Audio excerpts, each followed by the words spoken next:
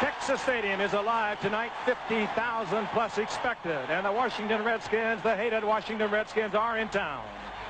This ABC Sports exclusive is brought to you by Budweiser. Beechwood Age for that clean, crisp taste. This Bud's for you. By the people of Holiday Inn Hotel who salute you. Here's to the winners. We're on your way. And by Nissan Cars and Trucks. Built for the most important race of all, the human race. And by Delta Airlines. We love to fly, and it shows. Hello again, everyone, and welcome to Texas Stadium for this, the final replacement game of the NFL season. And tonight it's the Washington Redskins and the Dallas Cowboys. And it has been a bizarre week and a bizarre season for the NFL. The strike, of course, ended on Thursday, but so much has been left up in the air. At halftime, we'll try to update you on as many elements as we can of the strike. We are going to go to Washington and talk to our ABC legal expert. Tim O'Brien will be joining us there. The Washington Redskins have gathered in mass after their first day of practice. We'll be talking with many of the Washington Redskins players, and Everson Walls of the Dallas Cowboys will talk about his own legal action that he plans to take. And, of course, the Dallas Cowboys also resumed their work today, and we'll talk to him about that also. What will happen to the players when they return and find replacement players? So many things are going to be taking place over the next few days. Meanwhile, this is a very important game. Whoever wins tonight will take first place in the NFC Eastern Division. And, of course, the Cowboys would seemingly have the edge. Many of their players have crossed over the picket line, and Tom Landry, head coach Tom Landry, while he vacillated a little while, he decided that he finally will go with all of his veteran players, and that means Danny White will be at quarterback, Tony Dorsett will be at running back, and Mike Renfro will be at wide receiver. But where it might tell even most will be in the defensive line. Too Tall Jones will start tonight. Randy White will start. Don Smearick is also there, so it would seem they would have the edge. Al Michaels, our colleague, is not with us tonight. He's in St. Louis, where tomorrow night he'll be bringing you Game 3 of the World Series. But Dan Deerdorf is here, a native of St. Louis, I might add. And Dan, you know, the Washington Redskins players, outclassed as seemingly they are, could look at this game in many ways. I mean, they could say, wow, what am I doing up against these guys? Or they could say, well, in a week I can go home and tell them I either missed Tony Dorsett, I creamed Tony Dorsett, or Too Tall Jones ran over the top of me. They can look at it in a lot of different ways. And I'll tell you the way that Joe Gibbs is looking at it, the Washington coach, all week long he's been telling the Dallas media, why are we even bothering to make the trip? I mean, we're outgunned, we're outmanned, we're outclassed. And the people here in Dallas, I think rightfully so, they smell a rat. Anyone who underestimates a Bobby Beathard football team, which is what this new replacement skin squad is making a serious error. Case in point, the St. Louis Cardinals, with a veteran-laden squad, went to RFK 2 weeks ago expecting to win by 2 touchdowns. They lost by a touchdown. There are some exciting young players on this Redskin team. You just don't know their names. Anthony Allen, over 250 yards receiving against the Cardinals. A talented running back named Lionel Vital. Those that think this is going to be a Dallas runaway, I think they might be mistaken. Head coach Tom Landry in his 28th year. He started back in 1960. He vacillated around about going with all of his veterans tonight. He finally decided that he had to go with the cards, as he put it, that were dealt me. So they will open tonight. Of course, as I mentioned, both teams tied at the top of the National Football Conference's Eastern Division. And a win, particularly for the Redskins tonight, would favor them immensely. That would mean they would have at least one victory over all of their division opponents. Washington beat Philadelphia in their opener. They lost to Atlanta. Then in Game 4, they beat the Cards. And last week, they beat the Giants. And as Dan mentioned earlier, they are a very strong team, considering that the Washington Redskins were the only team that remained unified throughout the strike. There is not a regular Washington Redskin on the field tonight. Dallas Cowboys have won the toss. Obed Chukwuma Ariri will be kicking off for the Redskins. If I were you, Frank, I'd do away with his middle name. We'll just call him Obed. How about OA? Deep for the Dallas Cowboys are Adams, number 21, and Robert Levet. Levet, of course, one of the Cowboy veterans that came across the picket line a couple of weeks ago. Good return man, not gifted with great speed, but a fine running back. A good crowd, big crowd here in Dallas, and we are underway.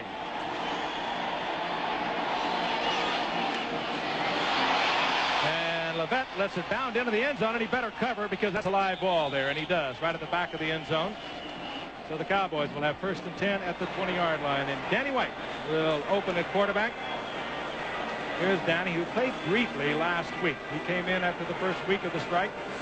He was 3 for 3 against Philadelphia, led the Cowboys to a touchdown, and he was stunned because he was booed while he was performing, as these Cowboy fans booed all of their veteran players that played last week. Tony Dorsett opens at running back.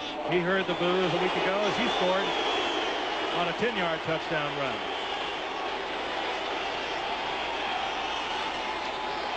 Very simple offense for the Dallas Cowboys. They like to do a lot of different things, though, against an inexperienced defense, reverses and things such as that. Dorsett, right side. Big opening, and Dorsett out to the 28-yard line. It'll be 2nd and 2, and let's meet the defensive unit of the Washington Redskins. And Dan has already pointed out you're not going to meet a whole lot of them that you met before. Dan Benish, you might recall, has played considerable time with Atlanta over the years. There are your linebackers. Curtis is an interesting linebacker, I might point out. Has never played any professional football, has never been in a training camp. And it's the secondary that has not been around all that much. Dorsett again gets the first down easily and spins and twists out over the 35-yard line and hit by Bobby Curtis. Yeah, and there's a good example of Curtis and his lack of football background. That time Dorsett makes his move to the inside and Curtis bites on it. He gets to the sidelines. Yes, it's going to be a real study of contrast here this evening. You look at the silver and blue Dallas Cowboys, and you're going to recognize those names that are above the numbers. Not so with the Washington Redskins, but still, the Redskins are a much better team than they appear to be on paper. The highest scoring team in the National Football League, and a pretty good defensive team, too, for having a bunch of no-names playing. 1st and 10 inside the 37 of the Dallas Cowboys, and Danny White flips it out quickly to Gerald White, rookie from Michigan, free agent with the Cowboys earlier this year, who was cut, and White is taken there by Skip Lane after he picks up about 6 yards out close to the 44-yard line. A good example there, Frank, of what the veteran quarterback can do.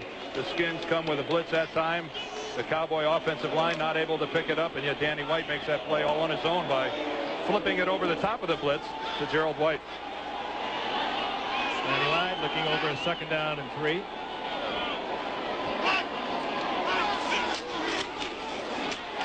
And Dorsett appears to be short of the 1st down. Eric Wilson, who will alternate at middle linebacker with David Wyndham. Wilson is 59. He'll be trading off with 58.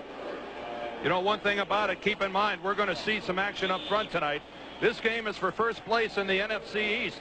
4-1 is going to be the record of the winner this evening. And if you don't think that these two clubs are ready to play tonight, we are sadly mistaken. They know it's for first place, and maybe more importantly, for the majority of players on this field, they know it's their last game in the National Football League.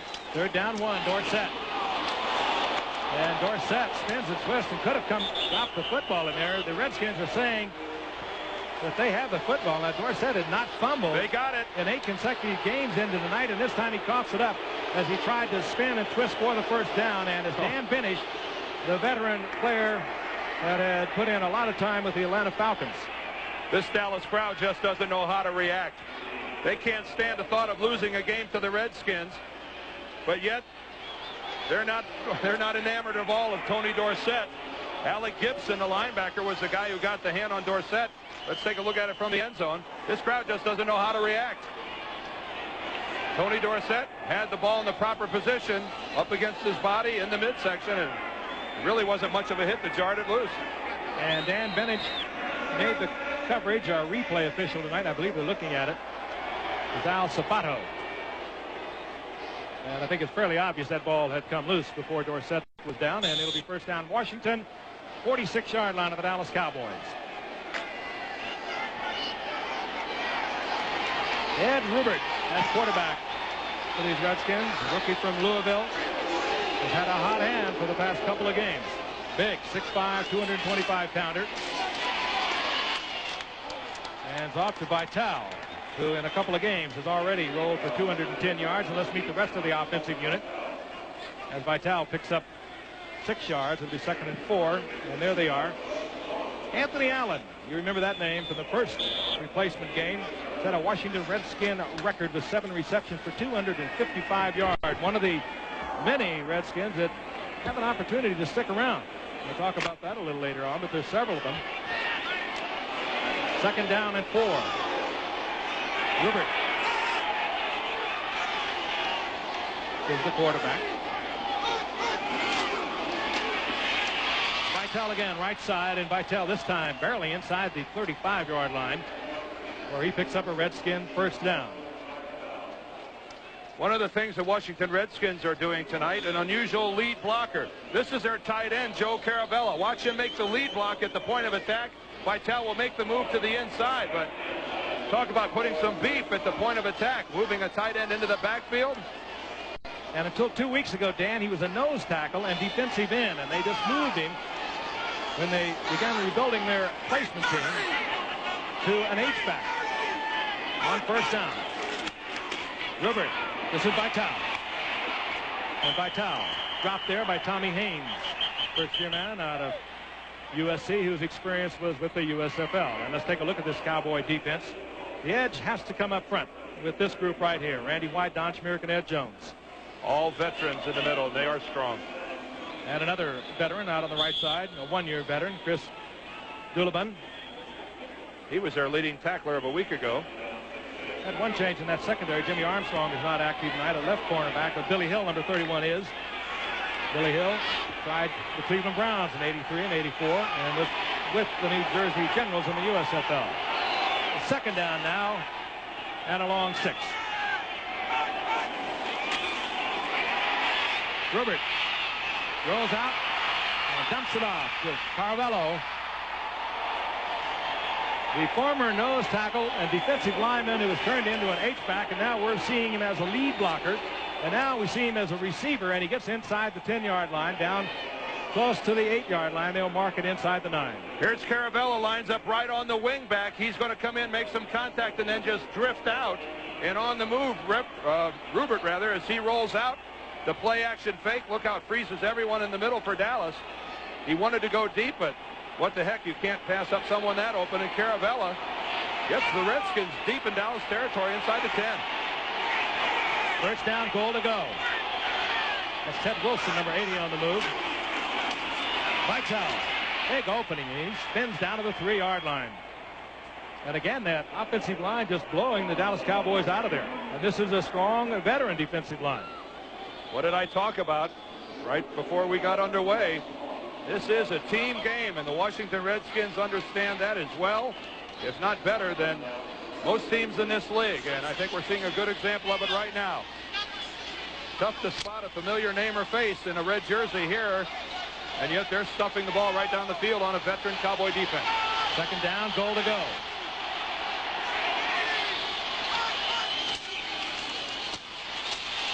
Wilson, and Wilson close to the goal line. Wilson, a longtime veteran. Started at Houston in '79, then went on to New Orleans and was their leading rusher back in '83. And here comes Wilson, gets good blocking once again. You see some Dallas penetration, but the majority of the surge inside is moving backwards. And Wilson comes off the pile, a good spot by the officials. He wasn't in, he landed a foot short, and that's exactly where they have the football. But critical play for Dallas. This is exactly the way Washington wants to start this game. Third down, goal to go. The ball near the goal line.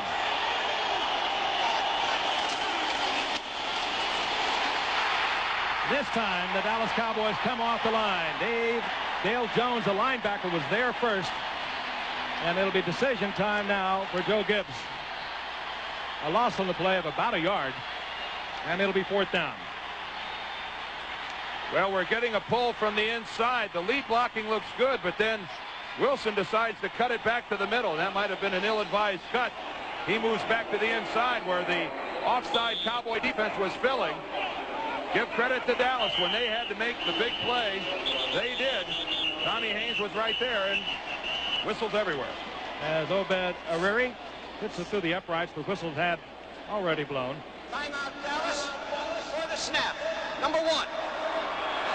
Timeout had been called before the snap by the Dallas Cowboys. Our referee tonight is Pat Haggerty. There's Joe Gibbs on the sidelines.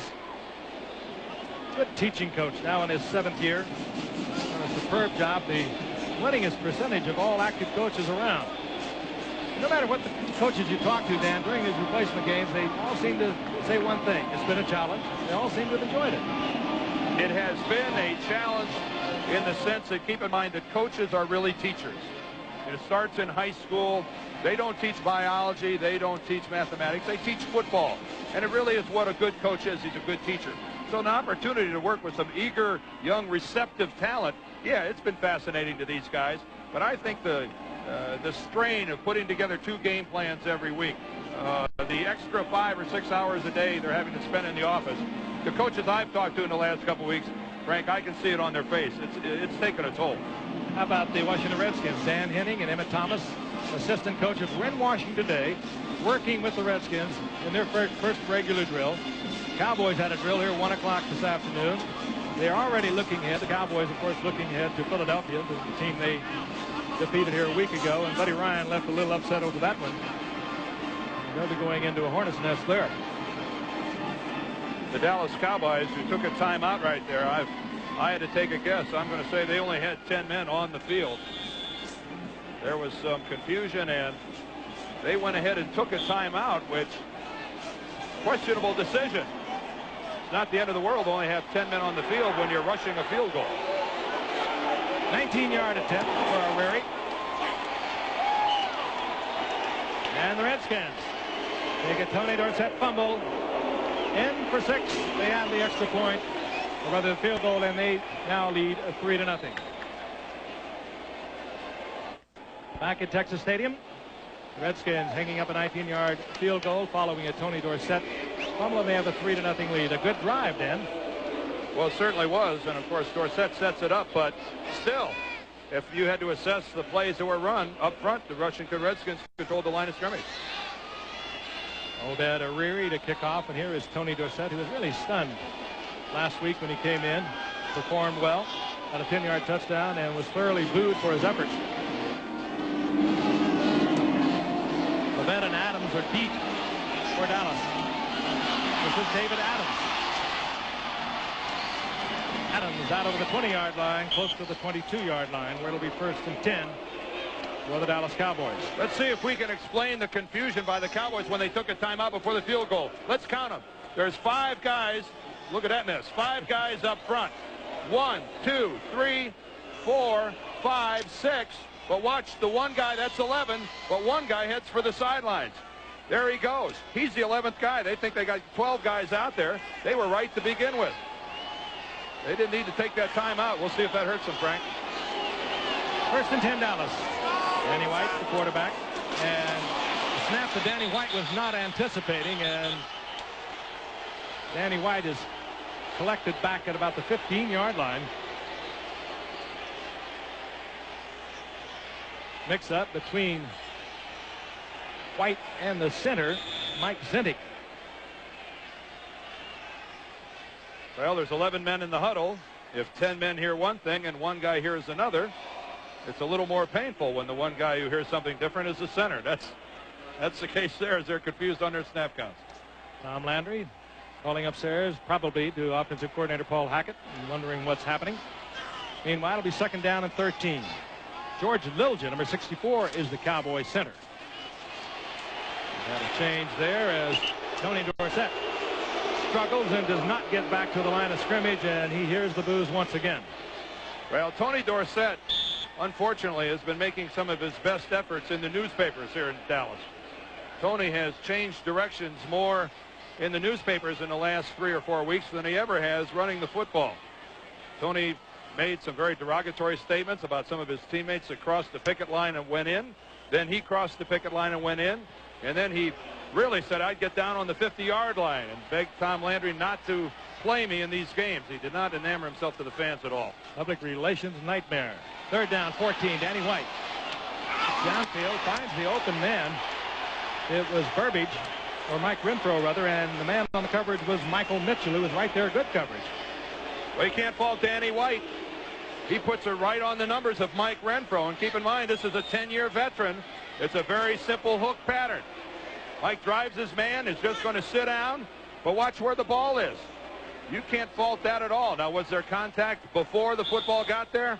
I don't think so. I think he just made a fine play. I think you give Mitchell credit for making the hit and timing it perfectly. Buzz Sawyer, not a punt on 4th down for Dallas.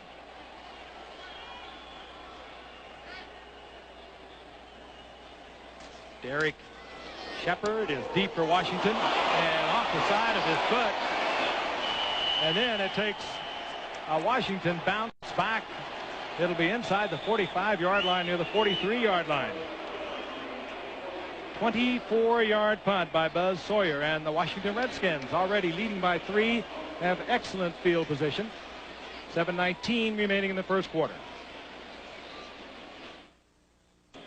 Nothing hurts like walking off the field if you're a punter and you just had one come off the side of your foot for 24 yards in your own territory.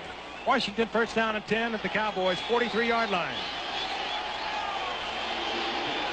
So far, this Cowboy crowd has had little to cheer about. Rupert with good protection. Hangs one up, and he's looking for Anthony Allen off his fingertips. Robert Williams back there defensively as Ed Jones pressuring Rupert. Up front, the experience belongs to the Cowboys. Let's see, Randy White 9 times in the Pro Bowl. And Derek Brills, the left guard of the Washington Redskins, buries him.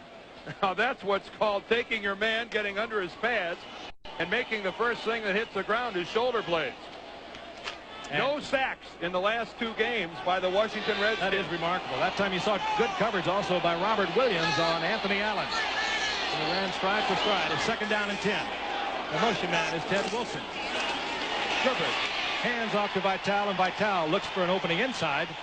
Gets only a yard, maybe a yard and a half, as he is hit by Russ Swan.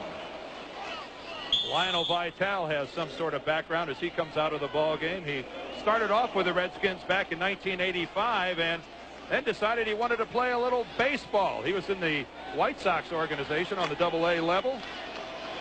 Cut by the Skins in '86, by the Giants. He's been around.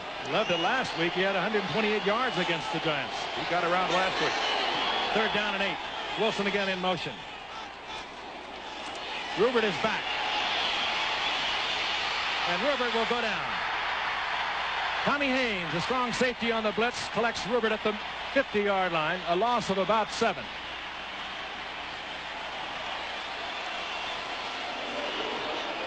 Not the first thing the partisan crowd has had a chance to get excited about tonight. Tommy Haynes is sneaking up. He's hiding right here on the line of scrimmage. He'll let it develop, then he'll come around the corner. Watch him make the play, but when your strong safety hides right in there and then sneaks around to the outside, he saw the... Here's Cornell Burbage. And Burbage goes down at the 21-yard line. Flag is also down. Burbage, one of the finds for these Dallas Cowboys. An excellent wide receiver. As a matter of fact, they found a couple of them. On the other side is Kelvin Edwards. They have been providing big plays. It'll be marked off against Dallas. Again, a referee tonight, Pat Haggerty.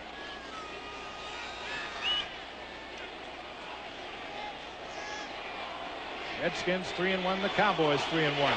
It'll be used to the hands by the receiving team on the return. 1st down. We're talking about the Dallas Cowboys and how poor they're playing. Hey, Washington has started twice. The 46, the 43. They only have 3 points to show for it. A look at former Pittsburgh Steelers star Ernie Stautner, the defensive coordinator of the Dallas Cowboys, has been here in Dallas since 1966. And meanwhile, the Dallas Cowboys will have a 1st and 10 at their own 10-yard line. Danny Dorsett, and good running by Dorsett out to the 20-yard line. Should be close to a 1st down hit there by Steve Gage, one of the Redskins who might have an opportunity to stay with this football team. As a quarterback at Tulsa was Gage, and has turned into a fine defensive back and play a lot of positions. One of the things about Tony Dorsett, Frank, that I've always admired is his ability to run between the tackles. I think some people have a conception of Tony Dorsett as just being nothing more than a scat back.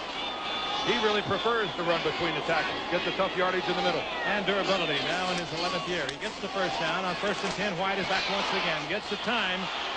Has to check off a deep receiver to Tony Dorsett. He's well covered by Carlton Rose. And The crowd is getting on the Cowboys a little bit, but in the last 2 replacement games, they seem to score in bunches. They were very hot for a matter of just a few minutes against the Jets when they were down 3-0. They ran off 24 unanswered points and all of a sudden had a 24-3 lead 2 weeks ago. And then last week, they ran off a 21-0 lead before Philadelphia hardly knew they were on the field.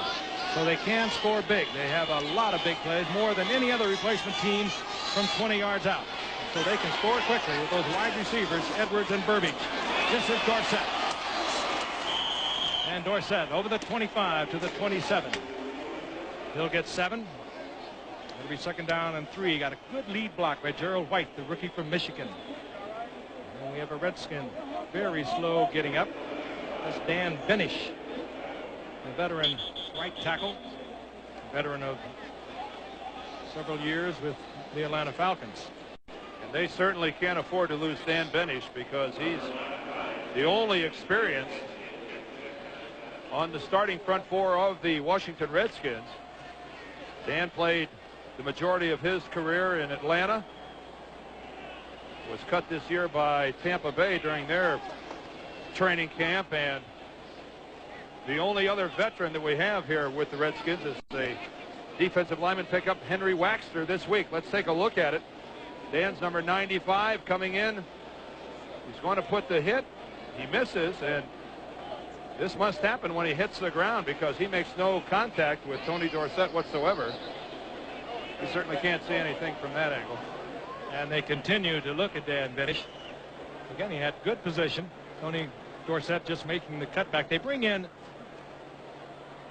Henry Waxer. You might remember that name. Backup defensive lineman for a couple of years with the Chicago Bears. He just arrived a couple of days ago, and they did not even have a number for him up until this morning. There's Henry Waxter. Don't think we're crazy in the way we pronounce it. That's the way he wants us to say it. Waxter. It's like it was W-A-X-T-E-R. How's that for trying to get us off the hook? Well, when you're 6'5" and 275, you can go around and tell people to pronounce your name any way you want. And, of course, we're talking about Jessica McClure, who really, the entire world was riveted on this young lady. And particularly here in Texas, they're so proud, and we're also proud of her. What an ordeal she went through. And now it does appear as if Dan Benish is all right, and we should see him once again. Redskins defense held the Giants last week to 47 yards rushing. Not that the Giants are one of your top flight replacement teams, but they did hold them to 47 yards rushing. As I wonder how many sleepless nights Bill Parcells is going to have. Defending Super Bowl champions, the only winless team remaining in the NFL.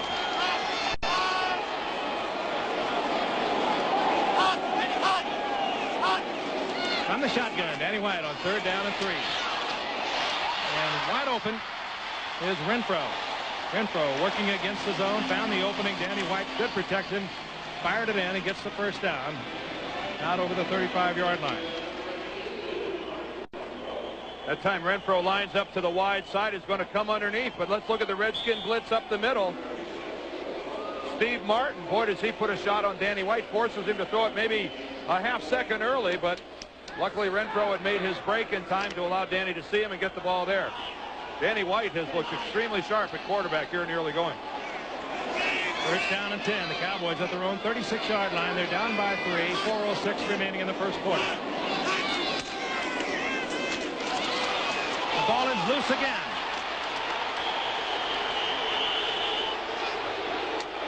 Covered by Bobby Curtis.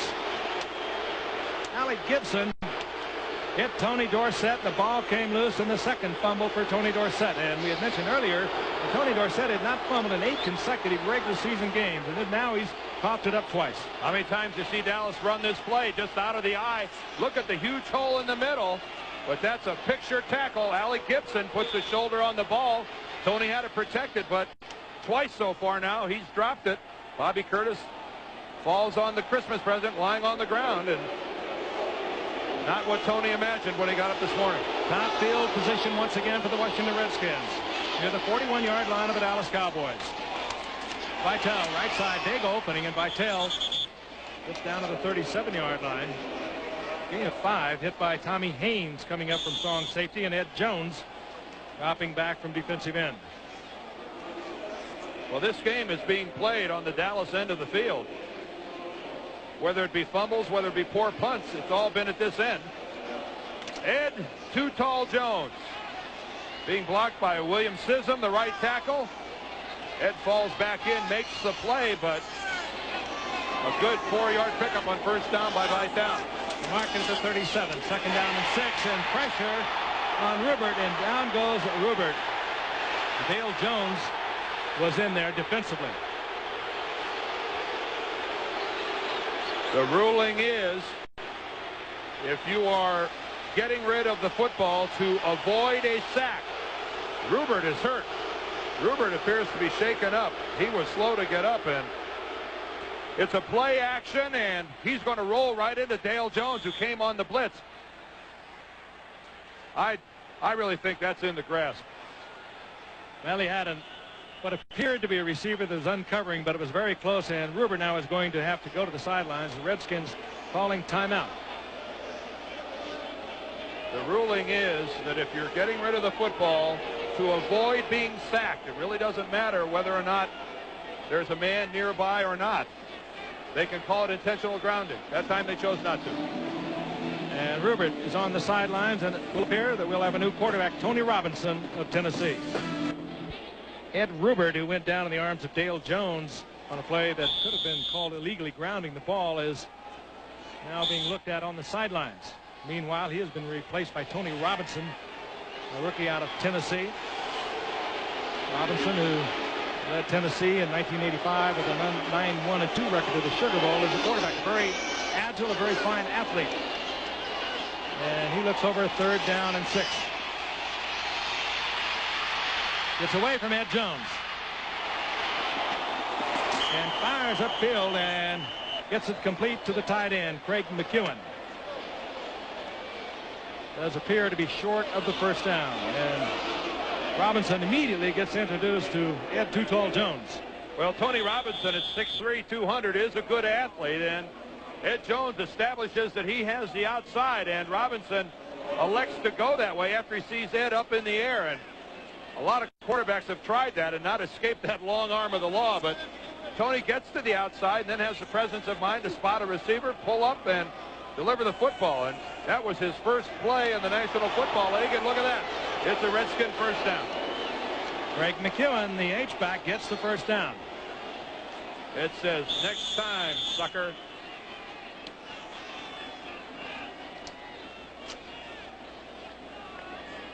They mark it inside the 32-yard line. 2:40, and the clock is moving here in the first quarter. Redskins with great field position all night long, but they've only been able to manage one 19-yard field goal.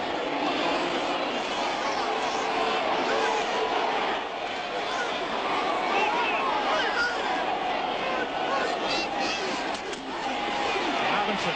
This is Wayne Wilson, and Wayne Wilson is swarmed under. There'll be a loss of about a yard. Russ Swan was there first, and then it was Chris Dulabon.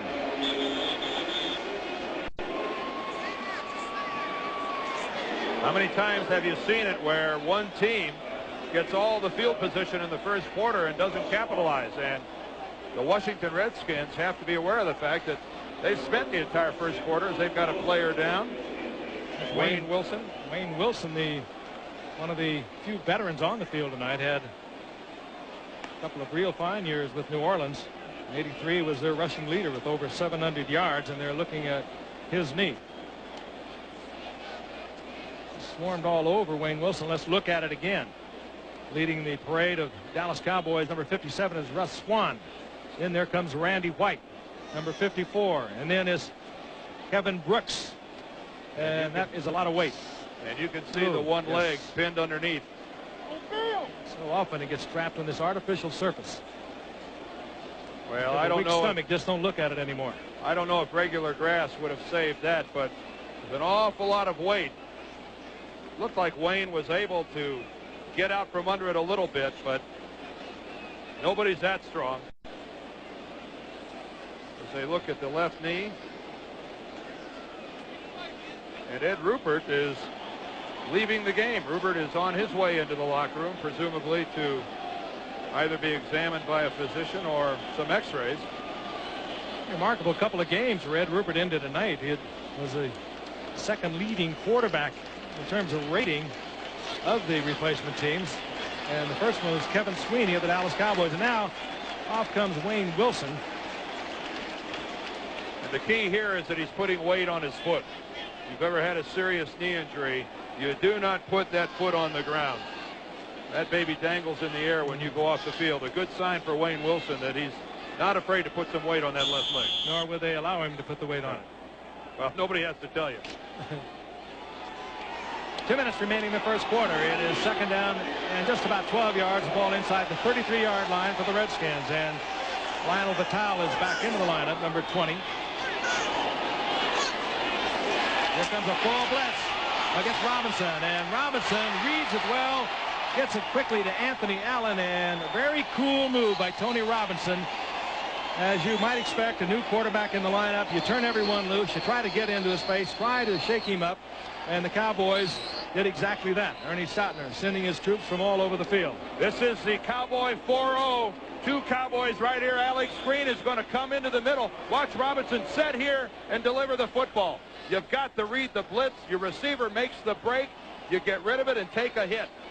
Teamwork. And you know you're going to have the one-on-one, and that's exactly what happened. Allen was one-on-one with Robert Williams, and Robinson laid it up there in perfect shape because there was good coverage. A 25-yard pickup. First down, goal to go. Inside the 10 once again of the Redskins. Vital slithers inside the 5. Tom Landry has to be thinking to himself, well, I challenged the kid. I challenged Robinson. Two blitzers right in his face, untouched, and he burned me. Here's Allen a moment ago. He was individual coverage against Robert Williams. The blitz now is right in Robinson's face. He lays it on the outside, doesn't put it inside, where he would not have had a chance to get the completion because Allen would have had to run back through Williams. And chances are that wasn't Allen's primary route. He ran the fly when he read the blitz going up the middle. Good discipline and reflective of good coaching. The ball is loose, and the Cowboys are saying that they have it now.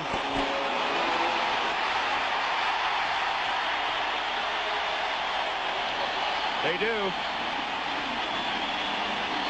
Kevin Brooks comes up with the football for the Dallas Cowboys. Cowboys have turned it over twice themselves, and now Vital turns it over inside the 5-yard line. Here it is again. Well, it's the Cowboys' turn to get a break.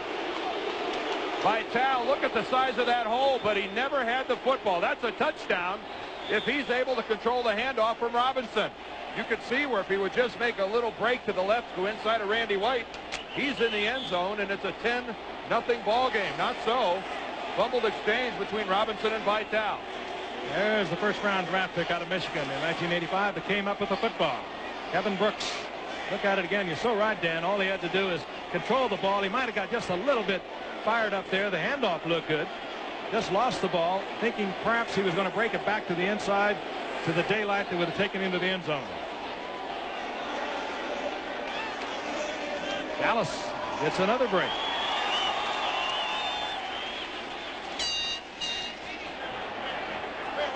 Ernie Stautner, once again, the defensive coordinator, talking with a lot of young troops over in the sidelines.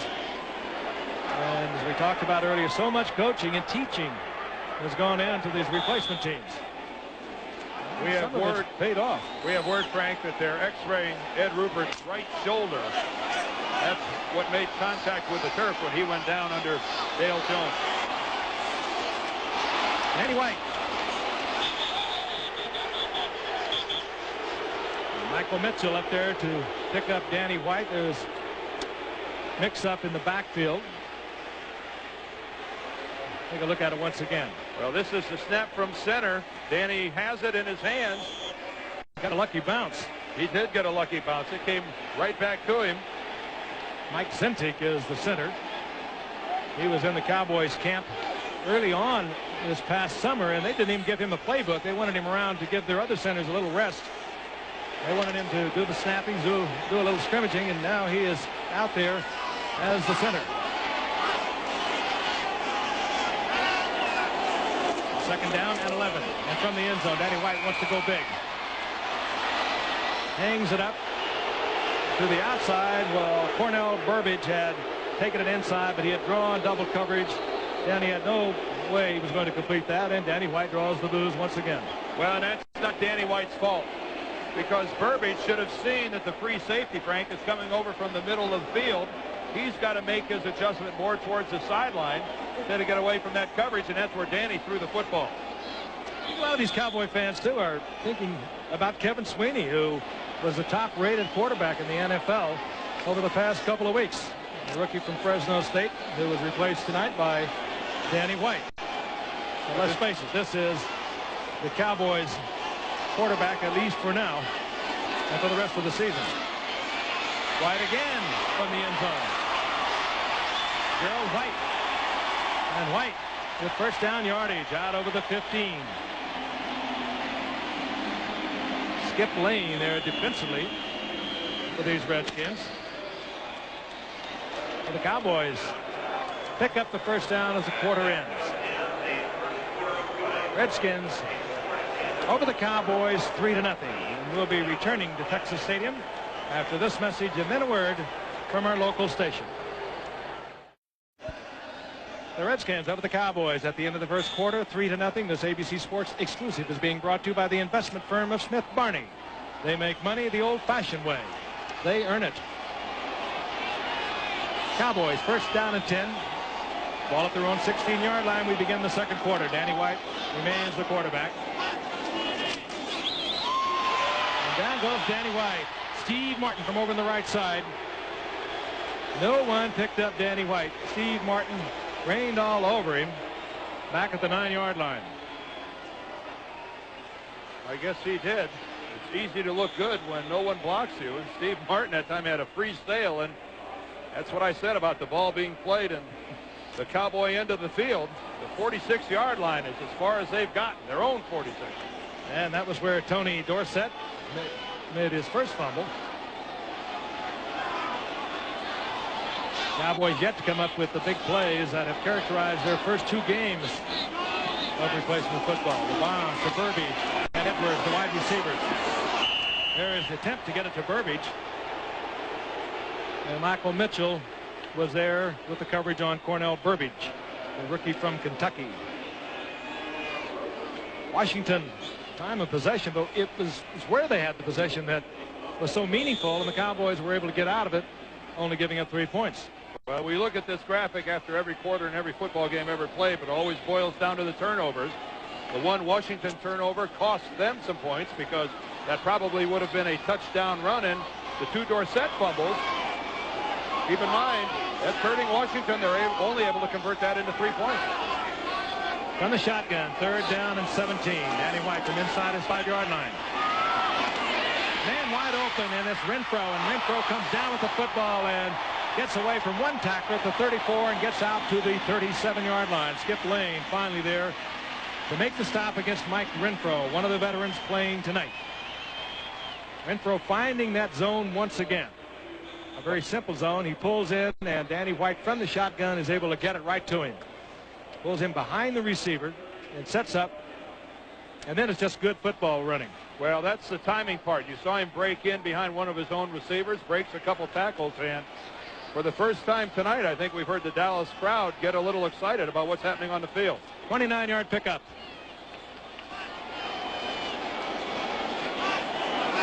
Renfro in motion.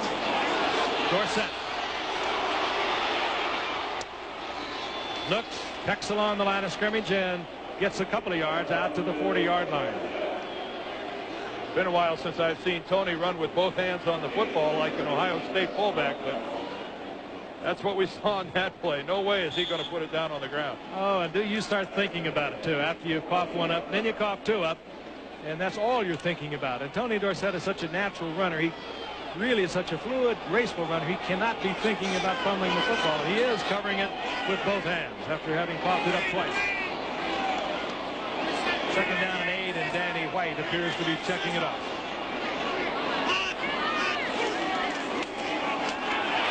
White read the blitz, checked it off. Carlton Rose, however, buries White back at the 30-yard line.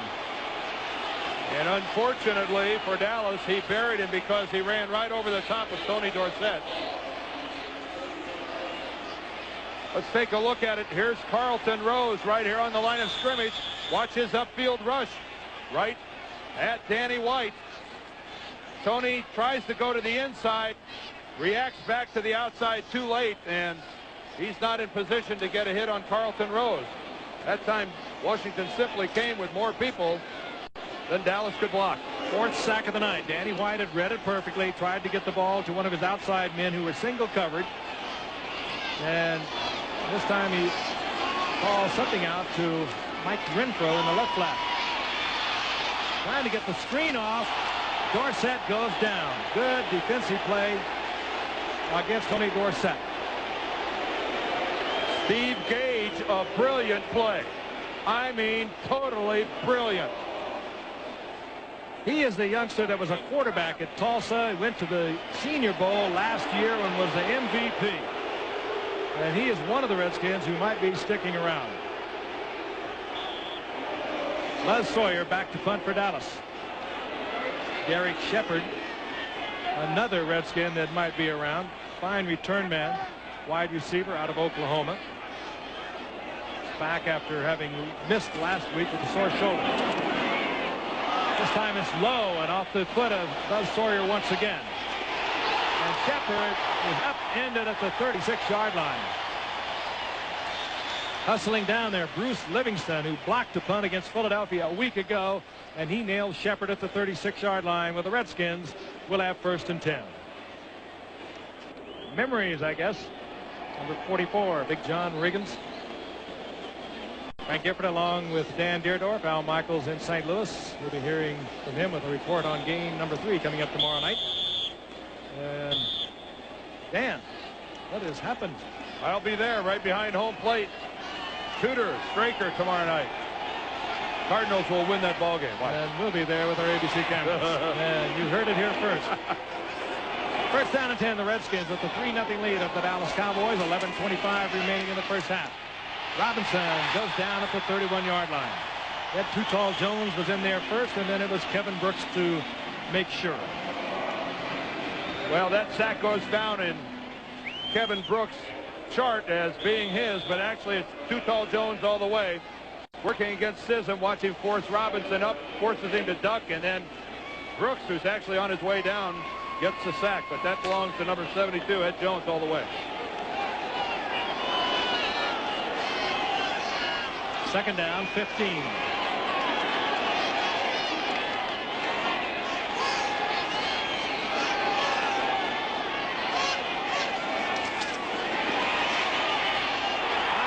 Almost has it picked off. In and out of the hands of Doulabin and taken by Anthony Allen. And Anthony Allen gets back to the original line of scrimmage, and they'll mark it to the 37. It'll be 2nd down and 9, but very alert on the part of Anthony Allen. I think Robinson read the blitz all the way, Frank. Watch the short drop. He stops. Unfortunately, there's no blitz. He reads blitz. He breaks off accordingly, and Dallas is dropping back into coverage. And Doulabin had that ball right in his hands and would have just strolled into the end zone. Understandable. Robinson seeing his first action tonight. Had not played in the previous 2 games. Rupert having gone all the way. It's 3rd down and 9. Robinson buried as he unloads and almost picked off. Robert Williams stepping in front of the intended receiver, Anthony Allen. Tommy Haynes was pressuring Tony Robinson.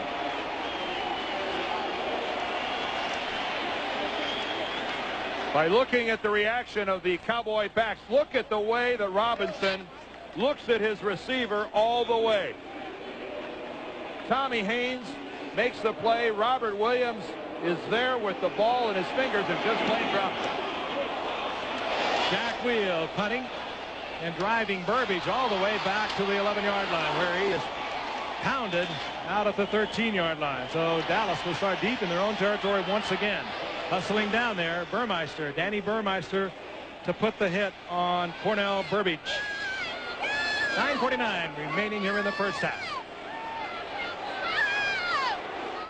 I guess Danny White could say, I get no respect. While we were away, the crowd started chanting, "We want Sweeney." They meant Kevin Sweeney, who has started the last 2 replacement games, has played well.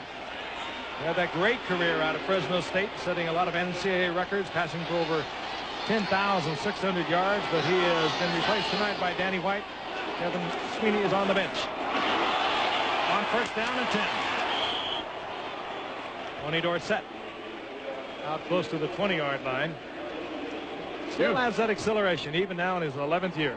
You may not know these guys' names, Frank, but they know what to do with a helmet and a pair of shoulder pads. Did you hear the pop when Dorsett took the ball that time and took it upfield? I am extremely impressed with the Redskins and their defensive unit.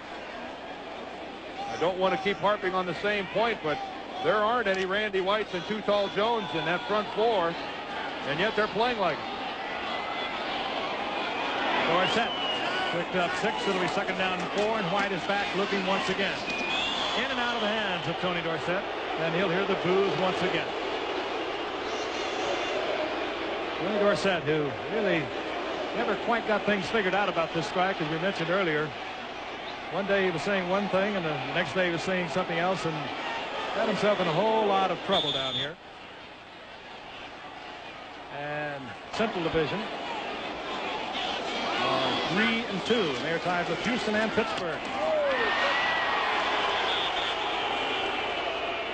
On third down and 4, and that will bring up fourth down. Henry Waxter got up and got a hand on the football, and Danny White just really doesn't have a chance. I know the crowd's all over Danny, but this guy's had a couple of passes batted away. He's been sacked 4 times.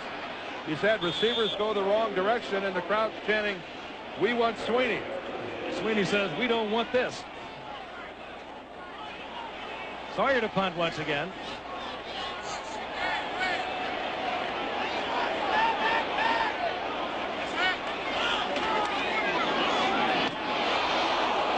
Again off the side of his foot as he was rushed, and again it takes a definite Washington bounce. I'm trying to figure out how that wasn't blocked. Derek Bunch came through, almost got a hand on the football. He may have even touched it. Look at it close, and no roughing the kicker. Good play. And good field position, Washington. 8:52 remaining in the first half here at Texas Stadium in Dallas. The Washington Redskins, the Dallas Cowboys. The Redskins leading the Cowboys 3-0. 19-yard field goal. They've had multiple opportunities, and they have another one. They have a 1st and 10 at the Dallas Cowboys 48-yard line. Vitale. And Vitale down the sidelines. Found an opening over the left side and sprints down the sidelines inside the 25-yard line. They marked it at the 26. Where is the Dallas contained? Dallas that time getting caught way too far to the inside. It's the Dallas counterplay, and in a very unusual move, Vitale takes it all the way back around left end. Gets a downfield block. Williams can't make the play, and Lionel Vitale over 200 yards on the season, adding to it, and looking good. And 128 a week ago against the Giants. 5'9", 195-pounder. Lionel Vitale. They work him again. And he goes down in the arms of Kevin Brooks after a gain of a couple. Will bring up second down and 8. The Washington Redskins have to be concerned about the field position they've been enjoying here in the first half and their lack of ability to have it reflected on the scoreboard. They've started 4 drives inside Dallas territory, this being the 4th, and only have those 3 points. And Tom Landry is smart enough to know that he's been dodging a bullet here so far. Can his defense stiffen again? Second down and 8. Redskins at the Cowboys' 24-yard line.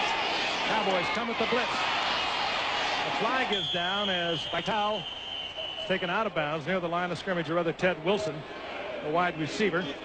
But a flag is down. Pat Haggerty indicates the illegal motion to work against the Redskins.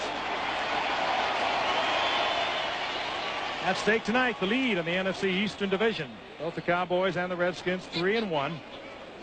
Their replacement teams have both won their last 2 games.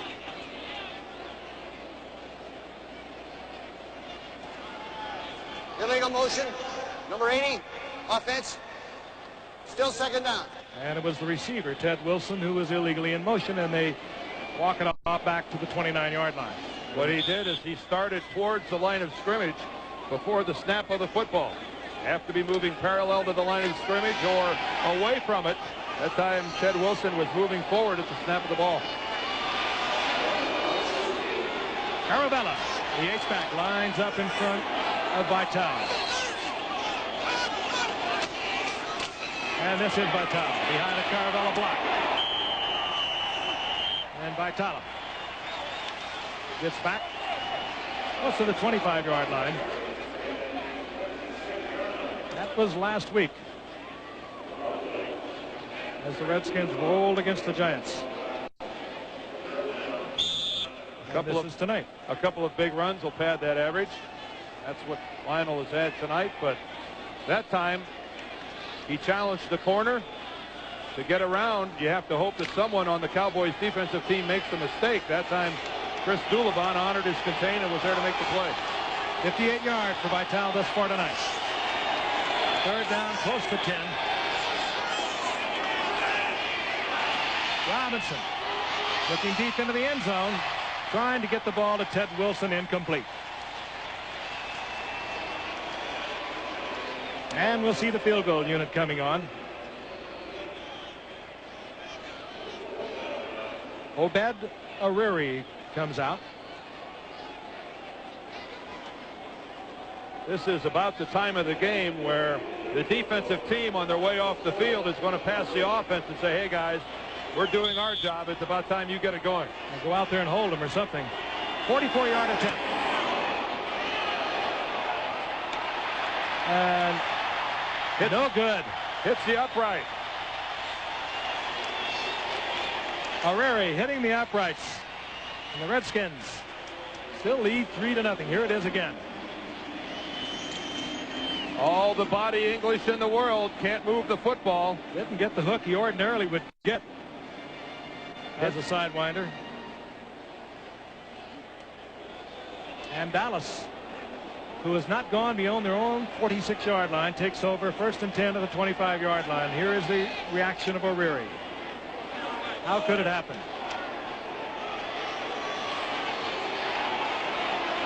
In Texas Stadium, it's easy. On first down, Danny White. Calvin Edwards. And Edwards, who has been spectacular in the past two games, will get a first down, and he'll get out over the 40-yard line. The blitz was on. Carlton rose in the face of Danny White, but he was able to get the ball to Edwards. Too late. Too late, Mom.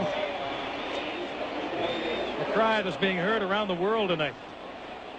Maybe that's why the crowd here is so quiet. Cowboys at their 43-yard line.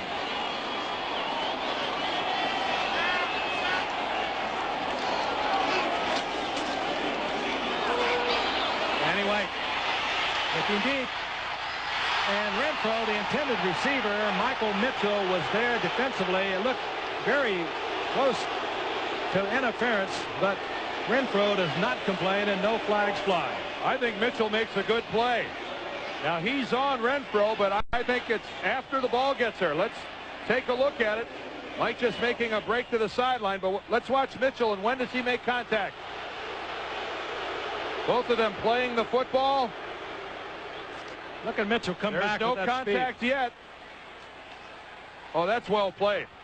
That is beautifully played by Michael Mitchell. The Dallas crowd that time dead wrong.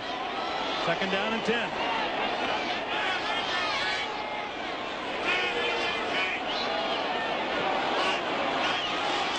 Blitz again, and they're all over Danny White. He tries to just dump it off. David Wyndham, nobody picked him up. And he was in the face of Danny White before he could even pull away from the center. David Wyndham times the snap. Watch the movement of the football. Wyndham is already moving right between center and right guard, right between both of the backs. And Danny White has had literally tonight no chance to deliver the football on at least 7 or 8 occasions. That was ruled an incomplete pass. And it did appear as if he was throwing it away. Well, I guess it's turnabout is fair play. One questionable call involving the Redskin quarterback tonight as well. 3rd down and 10. Now this time Danny White will come from the shotgun. Blitz again. And down goes Danny White. This time he did not have an opportunity to get rid of it as Joe Koper came from the strong safety position and nails Danny White all the way back to the 31-yard line. And this defensive unit of the Redskins has come alive. But let me show you why this works. This guy's going to blitz. This guy's going to blitz. These two backs are going to pick him up. But here comes Koper from the outside. It's simple. Washington is blitzing more guys that can be picked up. Koper that time is free all the way in there, and Danny White has really no choice but to take the hit. Well, Dallas will be punting once again. Buzz Sawyer, who is having a rough night, is on to punt. Yard line. Shepard out to the 36-yard line, where it'll be 1st down and 10. The Redskins. Reminder, Saturday coming up. Now you're going to see a key Big Ten matchup, followed by Game 6 of the World Series. That, of course, if it's necessary, Dan. And on the West Coast, it'll be Game 6 of the World Series, if necessary, followed by California at UCLA. College football coming your way, and of course the World Series, if it does continue. Redskins 1st and 10, their own 36-yard line. Vitale, big opening again, and nifty running by Vitale. Derek Brills again with a key block that springs Vitale, but just excellent running on the part of this youngster from Nicholls State. It's the blocking of his center and his left guard. Look at the double team on Randy White. They take him out of the play, come off, and pick up Russ Swan. That's all a running back asks for. Vitale takes it at the line of scrimmage and says, I'll take it from here, fellas. Good open field running, and finally Robert Williams has to come up, make the play, or Lionel is gone. 29-yard pickup by Vitale. Jesse comes into the backfield now for the Redskins. Vitale gets a breather. And Jesse tries the middle and gets another big opening.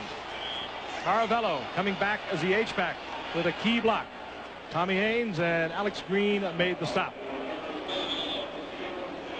Jesse, who had been in camp with the Chicago Bears earlier as 11th round draft pick, gets a 9-yard pickup out of it. They're just going right at the heart of the Cowboy defense. Look at the blocking. From inside, McEwen, the H-back in motion, takes Kevin Brooks clear out of the play. Vitale once again. He'll have the 1st down inside the 25-yard line of the Cowboys. This offensive line of the Washington Redskins is really impressing me tonight. Carlson and Brills and Coyle, Petty, Sism, these guys have not allowed a sack in the 2 games coming into tonight. Now, their quarterback has been pressured this evening, but that's an indication of the way they're able to play, and look at the way they're controlling the line of scrimmage, running the football. And this is, again, I remind you, against a very veteran defensive line. In the last 2 games, this offensive unit has averaged 414 yards. That's the best in the NFL for the past 2 games. This time, Vitale is tripped up, and he'll lose a yard back to the 25-yard line. Dale Jones and Kevin Brooks defensively there for Dallas. To add a little to the point I'm making as we look at Lionel's numbers, coming into tonight's ball game, Dallas was the 2nd-ranked rushing defensive team in the league, allowing only 80 yards a ball game. Lionel Vitale is already past that at 90 yards. 2nd down and 11. Tony Robinson flips it over at quarterback. Hands off to Jesse, the rookie from Auburn. He's hit at the line of scrimmage. He might have got a yard out of it. Don Smirrick is there first for Dallas. That'll bring up a 3rd down and 10. Time remaining here in the first half, and the Redskins remain on top 3-0. A good indication of the stamina of a football team is often reflected by the stance that some of the guys take in the huddle. That time the Cowboys had about 4 guys with their hands on their knees searching for a little extra oxygen.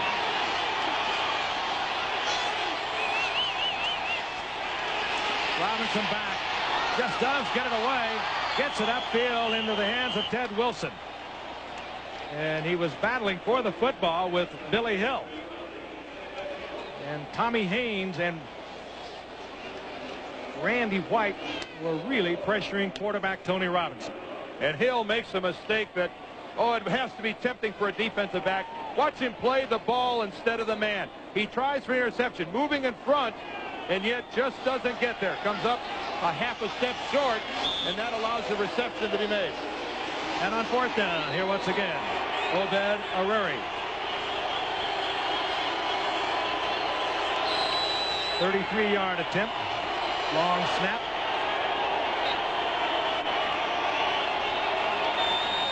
They're going to wait for the 2-minute warning. That's a good move by Washington. Looking for an opportunity to draw Dallas off, and they take it down now to the 2-minute warning. Of course, and that will bring about the automatic timeout. And Obed Aruri will have time to think it over. We'll be back at Texas Stadium in a moment. Back at Texas Stadium, the Washington Redskins over the Dallas Cowboys 3-0. And with 4th down and 2, Tony Robinson has come back onto the field. The field goal unit has gone off.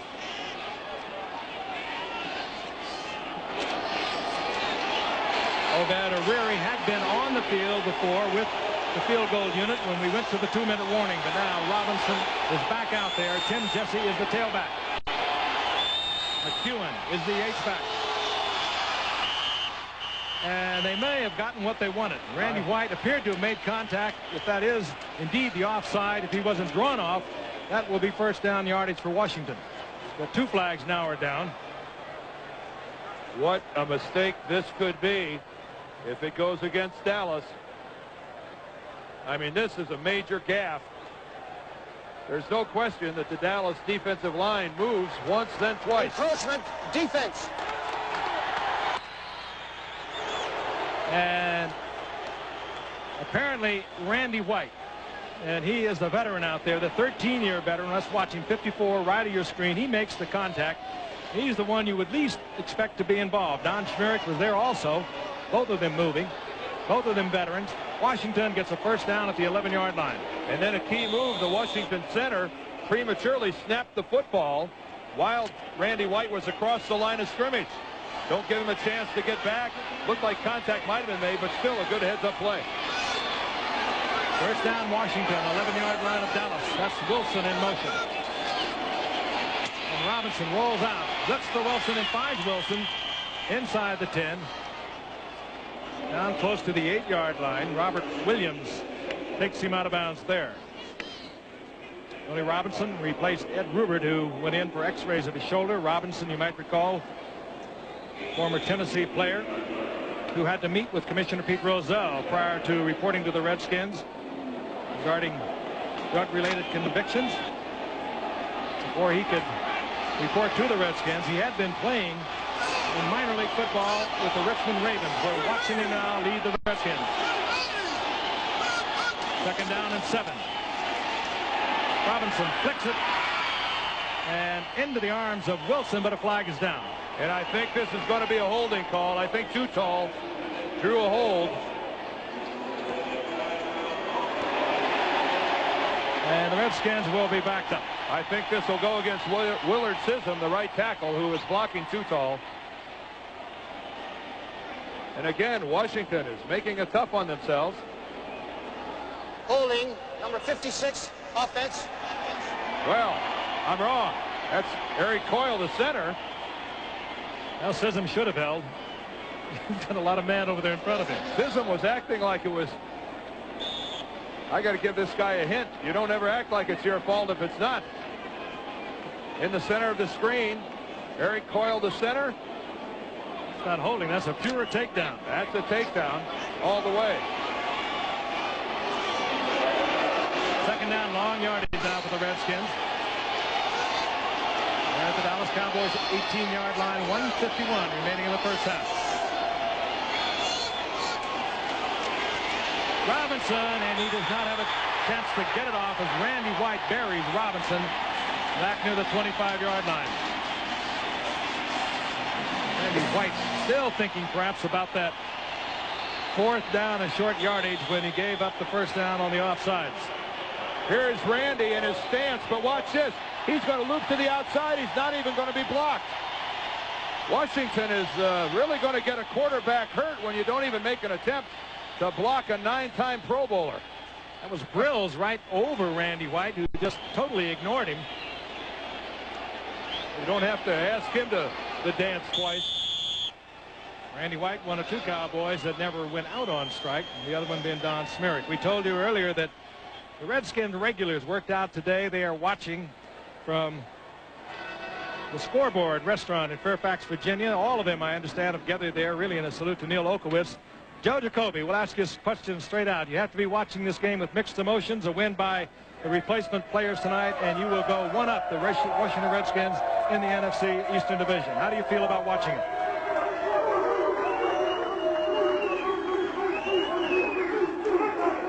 That must be how they feel about watching it. I don't think Joe could hear us because of the background noise of his teammates. Yeah. A little bit of celebrating going on. There's some celebrating. I think we're just celebrating that, we're back together as a team, and we're here celebrating what Neil did for the team, keeping us together, and we're kind of watching this game on mixed emotions right now. That was a question, Joe. I mean, you will go 1 game up in the NFC East if you can win tonight, and it must be tough to watch it, however.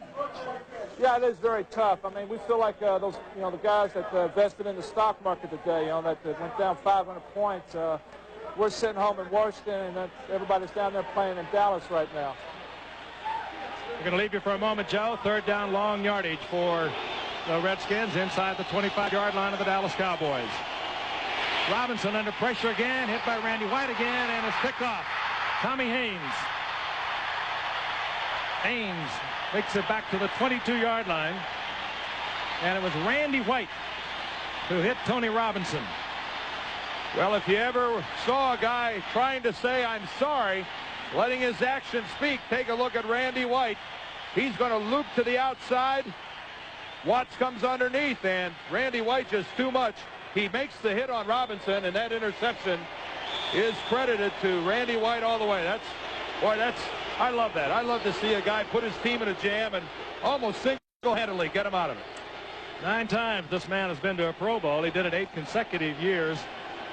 Never went out on strike.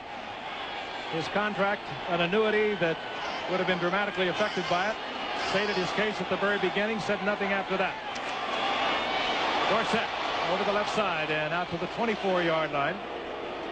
Gain of a yard, perhaps 2 yards, as he is hit by Steve Gage, the rookie safety man from Tulsa, and Carlton Rose. Hurry-up offense now for the Dallas Cowboys. 2nd down and 8. Tommy Haynes celebrating a bit. Randy White fires incomplete to Gerald White. I'll remind you at halftime we are going to be talking to Everson Walls. We're going to take a look at the legal issues of the strike. And Al Michaels in St. Louis will have a World Series report. The Cards down 2-0. I know. And of course makes his home in St. Louis, and they've been down before. They had to win 2 to get there. You're exactly right. 2 shutouts. But the Twins, are they hot? No white ceilings in St. Louis either. There's 4th innings though. 3rd down and 8. Kelvin Edwards. You set me up, Ray. You walked in. Edwards has a Cowboy 1st down and stops the clock as he gets out to the 36-yard line. 38 seconds remaining here in the first half. It's been a pretty thing to watch, but there is a tremendous amount on the line for both these teams. Again, Washington, they're playing totally without any regular players. The Redskins remaining unified throughout the strike. If they would have a win tonight over everyone in their division, if they can beat the Dallas Cowboys. He's celebrating the possibility of Dallas making it to the 50-yard line, which they have not done here in the first half. White again on 1st and 10.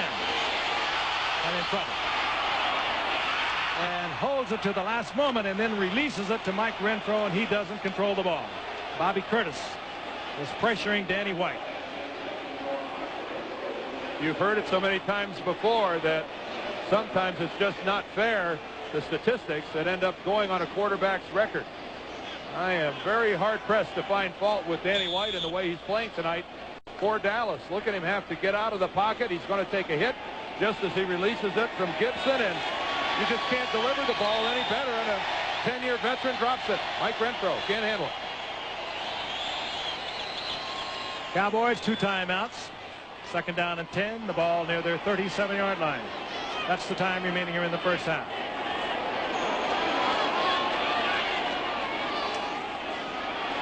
Right back once again. Again, he's pressured. Gets the ball to Adams.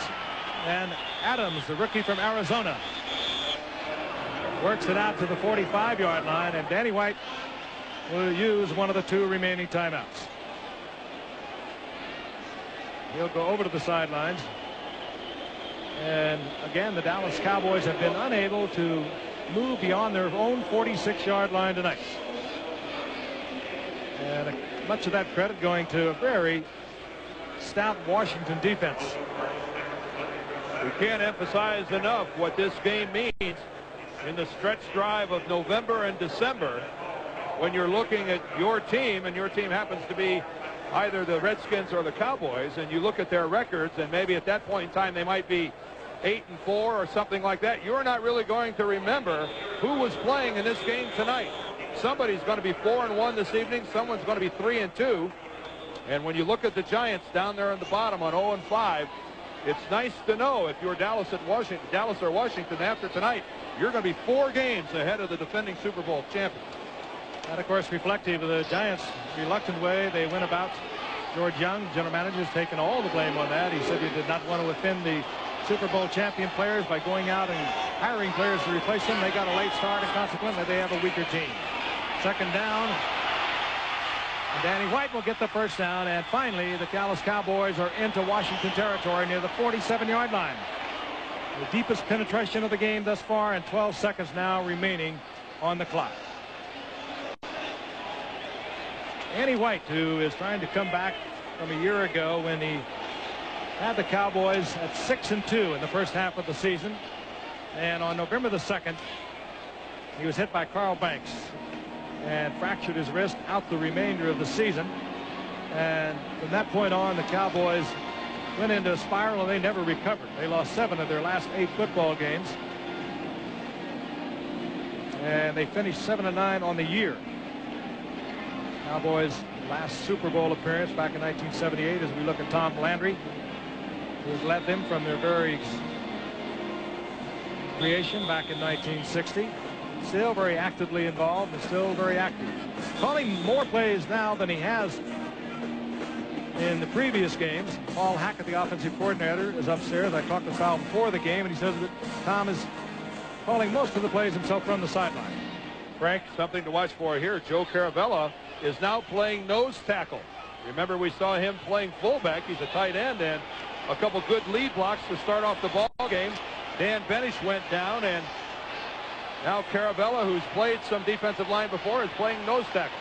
Prevent defense is all over the lot for the Washington Redskins. And Danny White does not have enough people.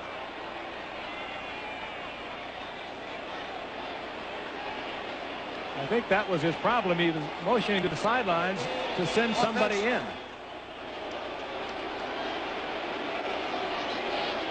Well, you're supposed to count them in the huddle before you go to the line of scrimmage. That was the Cowboys' first time in Washington territory. They're back in their own now. And I don't know if you noticed, but Kevin Sweeney doesn't have that warm-up on anymore. He's got a helmet on and chin straps button. These are things you don't practice that much when you don't have time to get an offense ready, and that is the hurry-up offense against the prevent defense. It'll probably be something just looking for the defensive foul. A deep pass if Danny can get it off, and he will not, as he is buried back at the 38-yard line. It was Waxter once again, who really just arrived here with Washington. Did not have a number early this morning. Clock's running, Henry. They'll never get the playoff. Well, they do get one more playoff. This is a live play. The gun did not snap until the ball was snapped. But they say the time has run out here in the first half. Oh, there's some organized confusion. It's not pretty, but it's very important. The Redskins over the Cowboys, 3-0 at halftime, and we'll return to Texas Stadium after this message from the NFL and then a word from your local station. Stay with us. Back at Texas Stadium, set to go here in the second half. The Dallas Cowboys will kick off to the Washington Redskins. That means Kerry Brady, who was just activated today. Lewiston Tejas has a very sore foot, and Brady was brought in to kick it deep, and he kicks it short. Tim Jesse takes it at the 14-yard line. And Jesse finds an opening. A flag goes down, and Jesse is out over the 35-yard line. This ABC Sports exclusive is brought to you by Nissan Cars and Trucks, built for the most important race of all, the human race, by Michelob Light. When the sun goes down, light up the night with Michelob Light. And by All Brand, the natural high-fiber cereal from Kellogg's. And a fine return by Jesse will be negated, and the ball brought back to the 20-yard line. 91 on the return, first down. The Skins have lost a couple of their offensive players. Ed Rubert has a bruised right shoulder, and he won't be back in the game. And Wayne Wilson has strained his knee, and he won't play anymore this evening either. So Washington, who hasn't shown the ability to move much offensively, is handicapped even further by the loss of those two. And they continue with quarterback Tony Robinson, the rookie from Tennessee. He was 5 of 8 for 48 yards and an interception in the first half. This time he fires it over the middle to McEwen, and the big tight end takes it deep into Dallas territory inside the 40-yard line near the 39. 42-yard pickup. Not a bad way to start the second half. He just starts from the wing position. Tony Robinson, look at the protection. Boy, you can't fault that at all. A perfect alley downfield, and as McEwen breaks to the middle of the field, then plays scat back a little bit. Good protection for Robinson by an offensive line that over the past 2 games coming into tonight had not allowed a sack. Vitale, another opening, and Vitale close to first down yardage inside the 30-yard line. And again, halftime numbers very close. The turnovers again are equal. Dallas's deepest penetration in the first half was to the Washington 47-yard line. They did not even get an offensive playoff at that point. They had a penalty that took them back into their own territory. They've struggled on offense.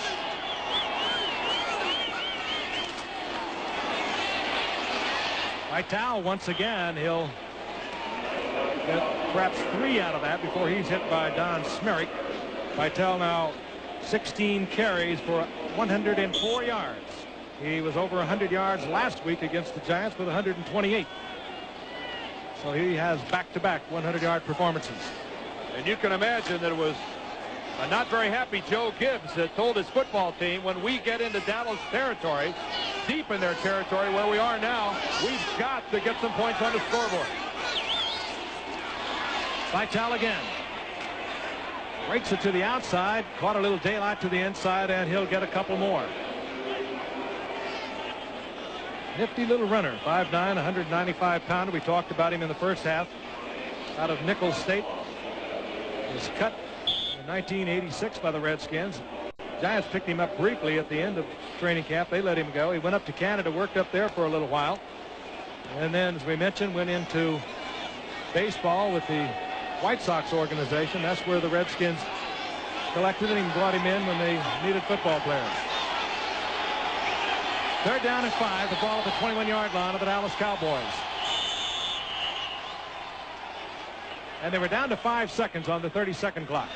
And Tony Robinson, with a little confusion in the huddle, uses a timeout. And he'll move over to confer with head coach Joe Gibbs. Joe Gibbs back in the teaching business. Next week, he'll be back in the coaching business. Think Randy White is back in this ball game. Watch him fight off the block of Craig McEwen, who's going to come from his left. He comes in, they're going to trap him. Boom, there is McEwen, who just gets dispatched with the left hand. It's a little more impressive when you remember that McEwen weighs 220 pounds, and it took a left forearm to send him flying backward. And he had a 5 yards head start on Randy White. 3rd down and 5. Redskins near the 21-yard line of the Dallas Cowboys. Robinson back, gets the blitz, gets rid of the football, and fires it out to McEwen once again. And Robinson, very cool under tremendous pressure, had a Cowboy right in his face on the safety blitz. Got a fight down at the 5-yard line. And a little wrestling breaks out down near the 5-yard line, but McEwen gets first down yardage, and the flag, I think, is dropped after the play. Yeah, the flag involves the fight. Here comes the blitz. Tommy Haynes. Right All in the way. Robinson's face. Good handle by McEwen. Knew where he had to be to get the first down. And here is referee Pat Haggerty. It's a foul. Number 99, defense. Kevin Brooks.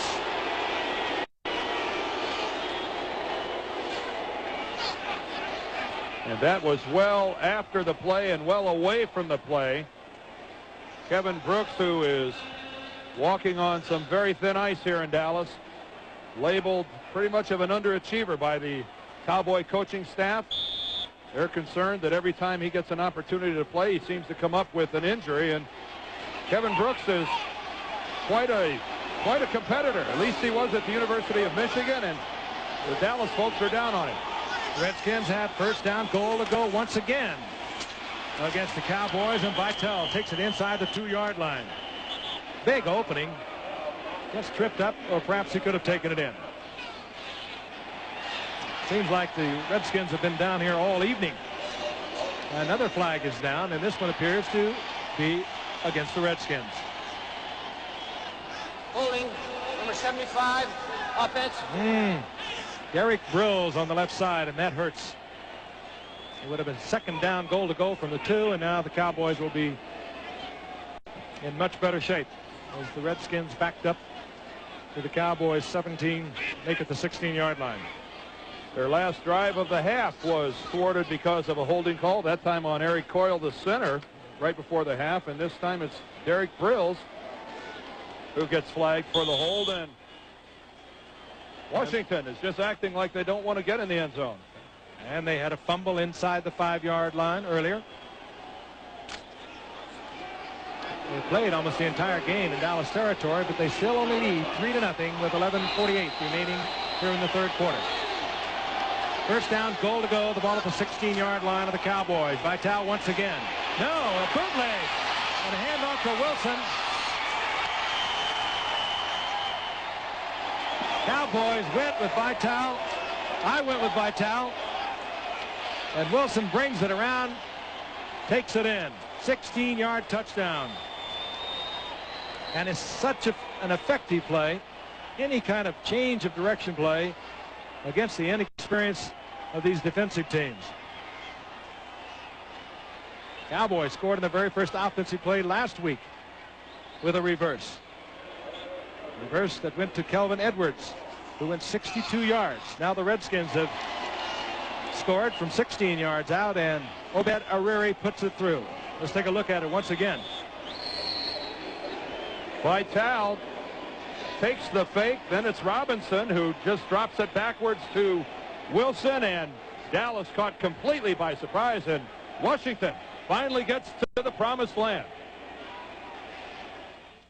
Whom I'm quite sure did not expect to play, had to replace Ed Rubert in the 2nd quarter, injured his shoulder, has just displayed some very nifty ball handling.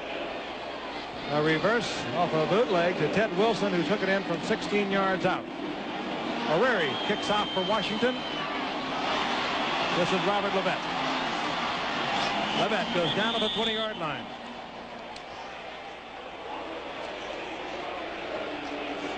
Frank alluded to the fact that Robinson didn't expect to play tonight. That's why the ball handling that he showed on that touchdown is exceptional. Look at the fake to Vitale. Then he hides the ball. No one on the Cowboy defense saw it, and then handed it off to Ted Wilson. Now, that's complicated ball handling for a veteran quarterback, much less someone who's only been in camp for a couple weeks and didn't expect to play. And Ted Wilson, after the nifty work by Robinson, did the rest himself. Cowboys need something on the scoreboard to get back in it. They have a 1st and 10 at their own 20-yard line.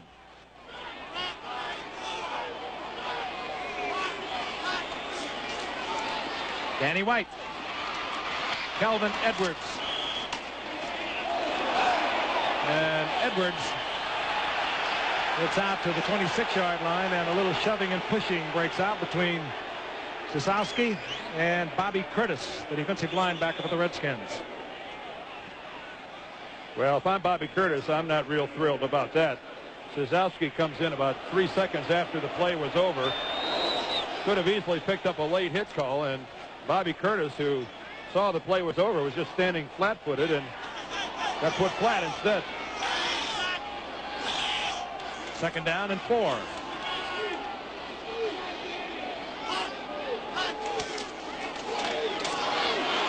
Dorsett. Not close to first down yardage. He should have it. He's over the 30-yard line. This Bobby Curtis is a great story, Frank. This fellow never has been to an NFL training camp. And according to the Washington Redskins, he just might make it when everybody gets back together. Now, in today's age of super scouting and 100-plus rosters being invited to training camps and teams with 20 and 30 free agents apiece, that someone of this talent and this caliber never even went to an NFL camp, it's really hard to believe. Now, going to Savannah State didn't help him a great deal, but still, good player to not go to an NFL training camp. You get the feeling that Bobby Beathard, who runs the personnel department of the Redskins, knows every football player in the country, as Gerald White for the Cowboys out over the 35-yard line. Takes the pass from Danny White. A gain of 6 yards. It'll bring up 2nd down and 4. But Bobby Beathard, who came to the Redskins in 1978, at times has put together major miracles. They did not have, I don't think, a top draft pick in the first 5 picks when he arrived there in 78. Gradually put together a ball club, and they have been in the playoffs 4 of the last 5 years, and the NFC Championship 3 of the last 5 years. Dorsett over the left side, and Dorsett will get first down yardage out over the 45-yard line. That, of course, left out 2 Super Bowl appearances that Bobby Beathard put together the personnel for. The crowd coming to life a little bit when Tony Dorsett picks up the Cowboy first down. I think that they're starting to let bygones be bygones, and I think it's finally dawning on them that those are the hated Washington Redskins down on the field, and first place in the NFC East is at stake here tonight. And I think maybe they're figuring it's better to cheer Tony and get a win than boo him and lose. First down, Dallas. They're at their own 45-yard line. White complete to Edwards, and Edwards inside the 45-yard line, and the crowd now really coming to life. Edwards, the big play man of a week ago. He went 62 yards on a reverse, and the Cowboys have been a streaky scoring team in these 2 replacement games. They put together a lot of points very quickly with big plays. They have more plays over 20 yards than any other replacement team, and this man has been principally responsible. The New Orleans 4th-round draft pick a year ago. They cut him this year. The Cowboys may keep him this year. Dorsett looking to get outside, and there was a lot of opening to the outside, and he just didn't get there. He's upended by Steve Gage, who is all over this field. I mentioned that they might keep Edwards, the Cowboys. Well, it could be the Redskins might keep Steve Gage. You know, I'm looking at Tony Dorsett running that football last time, Frank, and that's a play that I think that he makes if he's not so conscious of protecting the football. He makes that break to the outside, and a lot of times you'll see him one-hand that football. Well, you know, sometimes you have to do it. And listen, he's getting a hand as he comes out of the ball game.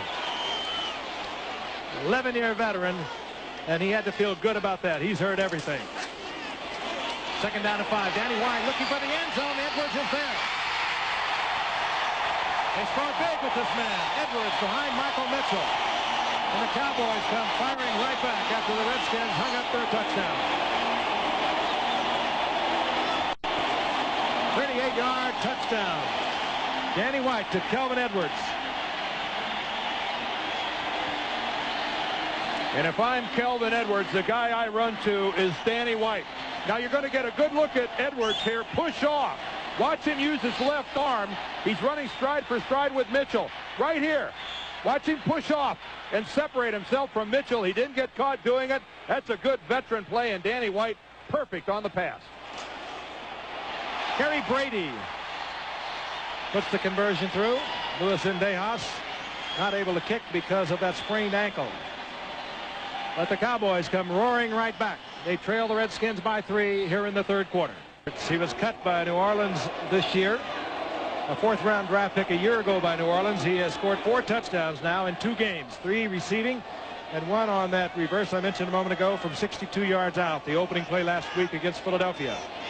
Danny White, by the way, helped him catch that. He had it right in his hands. Brady puts it in play and puts it deep into the end zone, and Tim Jesse will bring it out. And now the crowd is really into this game as Jesse takes it out to the 20-yard line.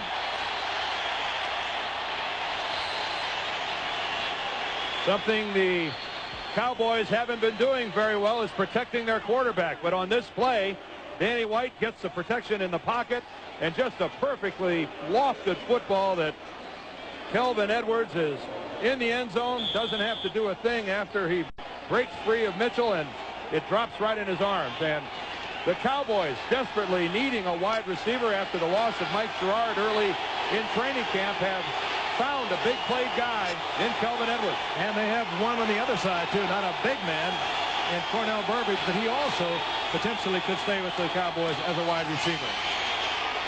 Vitale. Over 100 yards once again tonight for the Redskins. It's perhaps 3, maybe 4, up to the 24-yard line. Lionel Vitale, 5'9", 195-pounder. And all the Redskins looking on. They have gathered together tonight. The only team that remained unified throughout the entire strike. They have gathered together in honor, really, of their player representative, Neil Okowitz. Looking on with mixed emotions tonight as Lionel Vitale has a right side hit at the line of scrimmage by Kevin Brooks. Maybe gets a yard out of it. And we are hearing some noise from the Cowboy fans. 50,000 plus, the largest crowd of the NFL weekend. There's Brooks. We talked about his problems. #1 draft pick in '85, always seemingly unable to go because of some kind of an injury. Hurt his knee in the second game against the Giants, the upset win of the Cowboys over the Giants. And the regulars were playing. Missed last week, but he is playing a lot tonight. 3rd and 5, and listen to the crowd.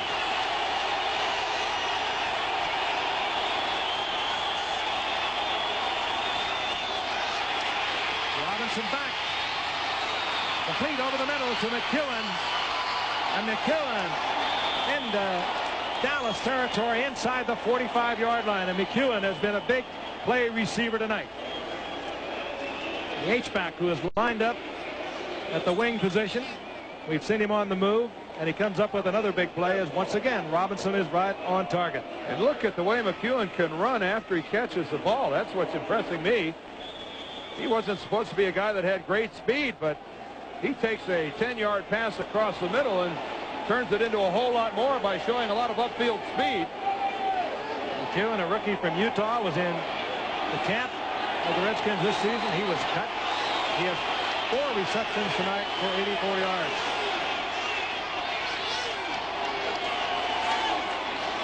Play action by Robinson. Robinson trying to get it deep. And Billy Hill takes it out of the arms of Ted Wilson. Just does deflect it. Had that ball been thrown just a little deeper, it could have been 6. There was nobody on the Cowboy team that had any idea who had the football. That is a touchdown all the way if Robinson doesn't underthrow the ball. Ted Wilson is 3 yards behind the pair of Cowboys that were back there. They just didn't have a shot. Green and Hill were just late reacting, and the ball 3 yards underthrown, or it's a Washington touchdown. 2nd down and 10. Billy Hill filling in tonight for an injured Jimmy Armstrong for these Cowboys. Robinson, Vitale. And Vitale gets away from Dale Jones and gets it inside the Cowboys' 40-yard line before he is tackled by Billy Hill. Gain of almost 7 yards for Vitale, who is rolling up the numbers tonight. That time Jones came on a blitz, and Lionel Vitale had no lead blocker, had to do it on his own, and he did.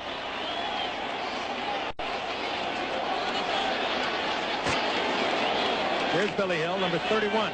He'll fight off the block of McEwen. Get back to make the stop.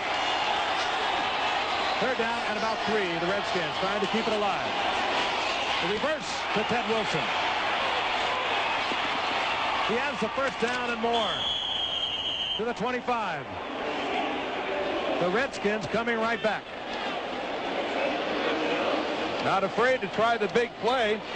Wilson going to the right, and he gets around Kevin Brooks, who's really upfield in a position to make the play. Let's see if we can see number 99, but he's too far to the inside. He didn't see it coming, and there's McEwen downfield getting the block on Bruce Livingston, and Washington putting together a good drive of their own. Inside the 26-yard line of the Dallas Cowboys. Tim Jesse in there momentarily, at least for Vitale. And Jesse is pounded. Flag is down. I think we've got some movement in the interior of the line. Somebody got a head start. False start. Offense, left guard. Eric Grills over on the left side.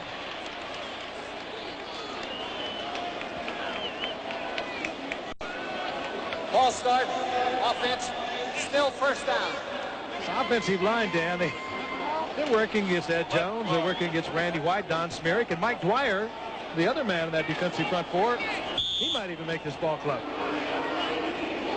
And they performed well. I was talking to Joe Bugle before the ball game, the Skins offensive line coach, and he said, hey, I found some players, and that's obvious. First and 15. Following the penalty. Robinson back, good protection. Fires short over the middle, but McEwen takes it off the carpet and gets it to the 21-yard line.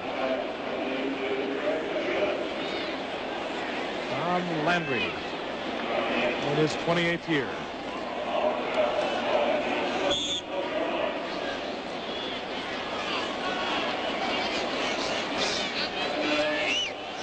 .325, the clock is moving here in the third quarter.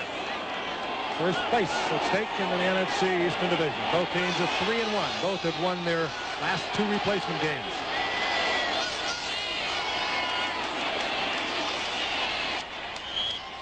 Jesse and the blocks of Carlson and Grills. It's to the 17-yard line. Third down and about 3. One thing we'll have to watch as this game wears on is how does the Cowboys and their defensive unit hold up. This defensive team has been on the field for a long, long time. It's been a lot of grinded out football that they've seen from Washington, and that may take a toll in the fourth quarter.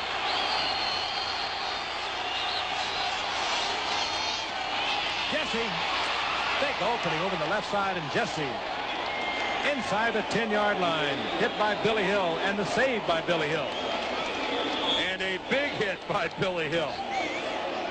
Tim Jesse had a huge opening on the left side. And boy, did he get crunched. Look at this hole. This is the one-back formation, and that's what a running back loves to see, but look at this hit. Jesse was already going down, and Billy Hill helped accelerate the process. Hill in there tonight because of an injury to Jimmy Armstrong. Has made key plays all evening. Jesse again. First down. Goal to go. Gets near the 7-yard line.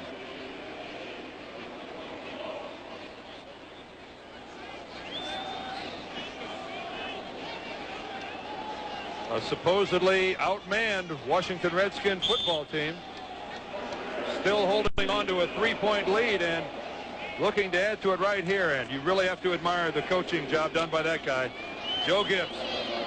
Talking to coaches upstairs, Jerry Rome, the quarterback coach, Dan Henning, who was with the Redskins before he went to Atlanta. He was fired there last year, and he's back with the Redskins now. They are both upstairs talking to Joe Gibbs. Second down, goal to go. Jesse, another big opening behind Grills and Carlson. This time Jesse close to the 2-yard line. It'll be third down, goal to go. Good block by the center, Eric Cole. I think we've got a flag down. Flag is down in the backfield.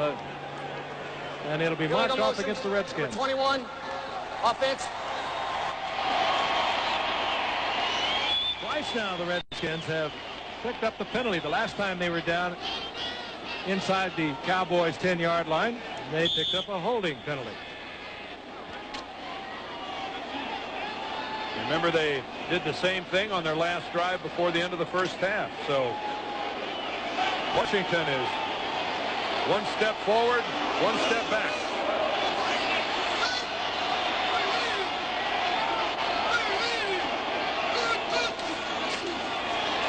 Robinson under a lot of pressure.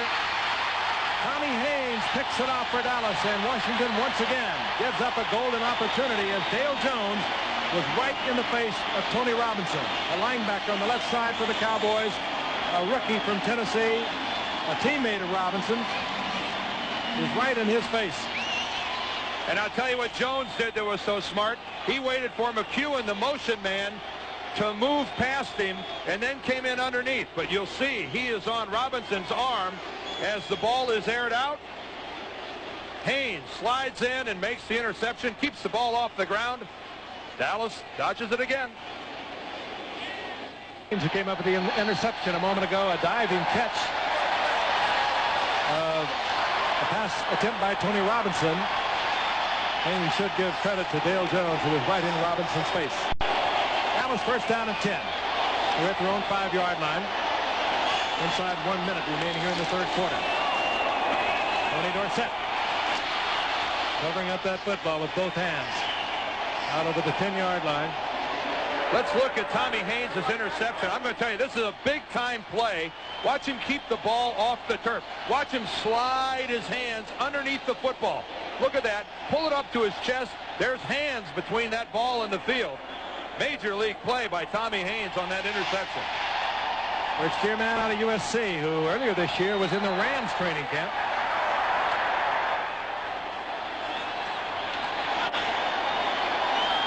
Second down and 4. That's the time remaining here in the third quarter.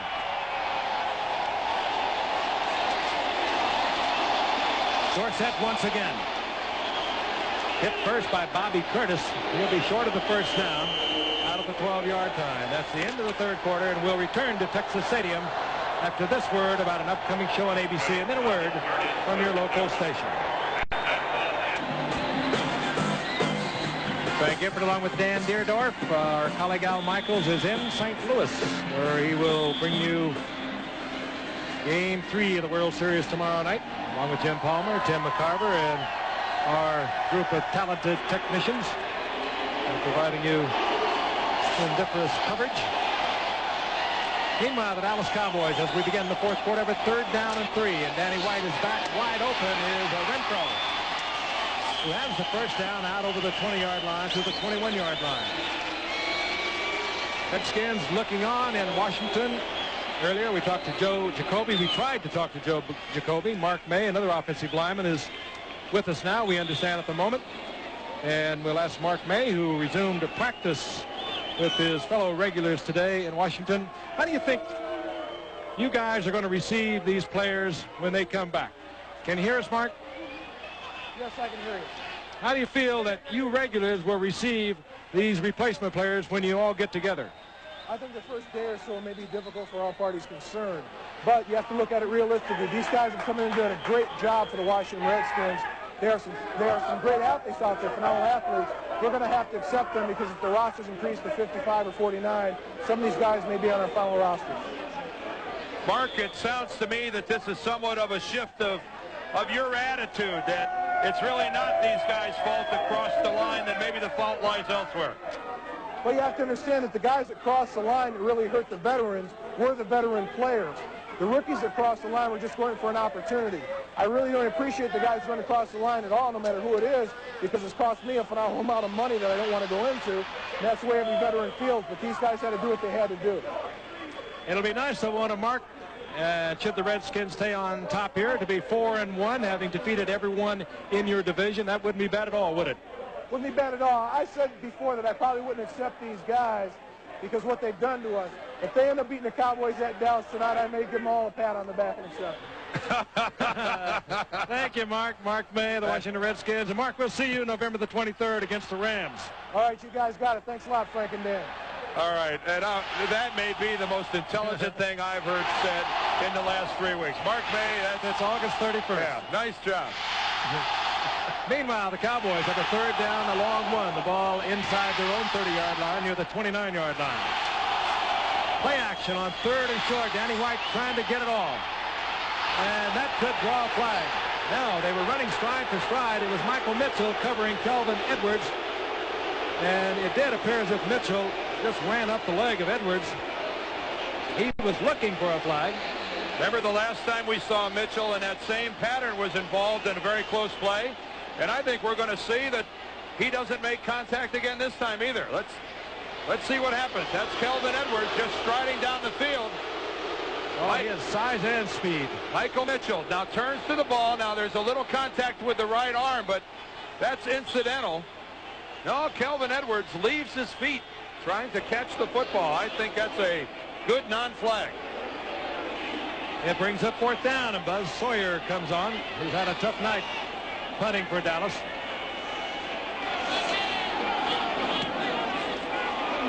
Again, does not carry deep. Takes a bit of a Cowboy bounce, but is picked up by Derek Shepard, who battles his way back out over the 45-yard line of the 47.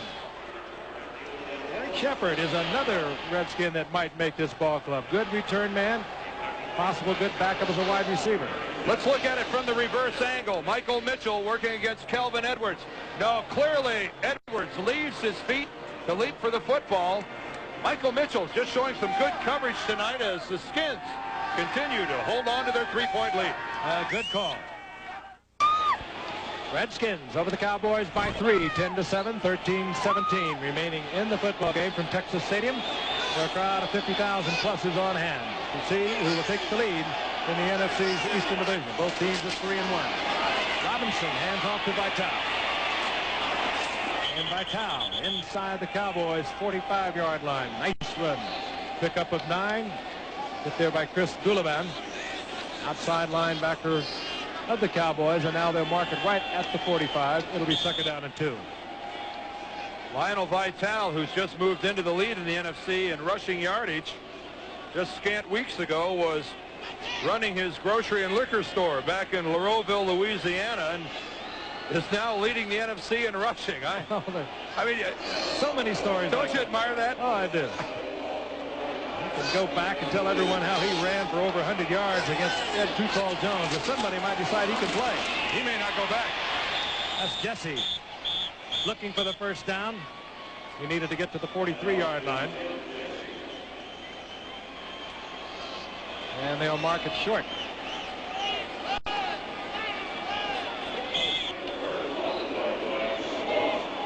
Third down and about a yard.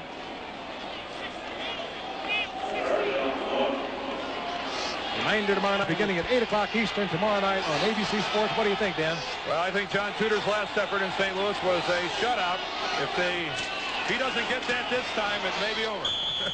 Robinson gets it over the top and gets the first down. Goes to the 42-yard line. Redskins with a lot of drives tonight, but so many times they have gotten it inside the Cowboys' 10-yard line, either got the big penalty or turned it over. It's been very frustrating. They hold on to a 3-point lead.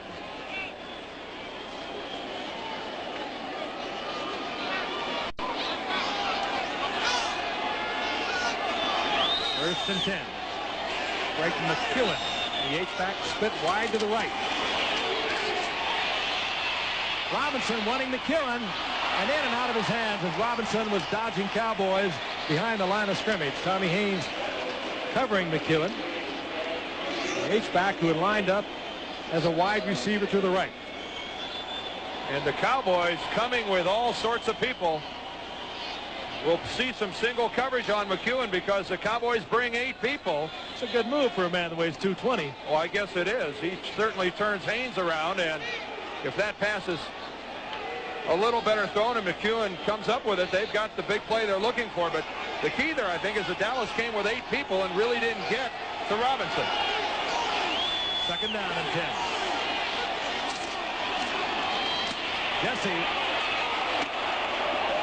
Jesse with a noisy collision at the 33-yard line.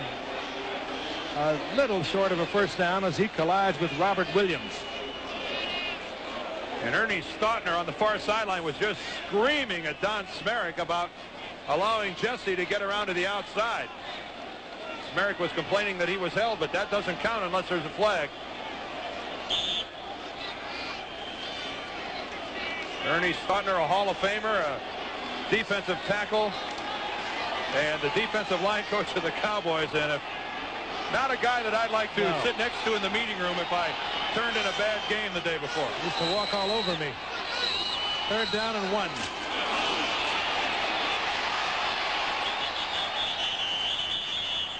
Well, more movement up on the line of scrimmage. Lionel Vital moving a little quickly on that. And Dowd obviously aware that it's going to work against the Redskins.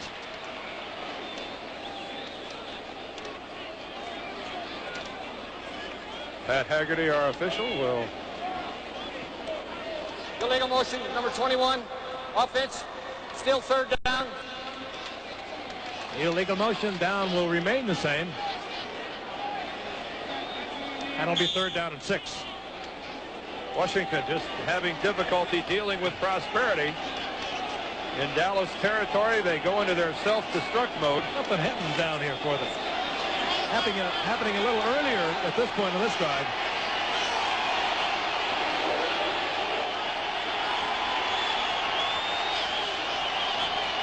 That's Wilson in motion.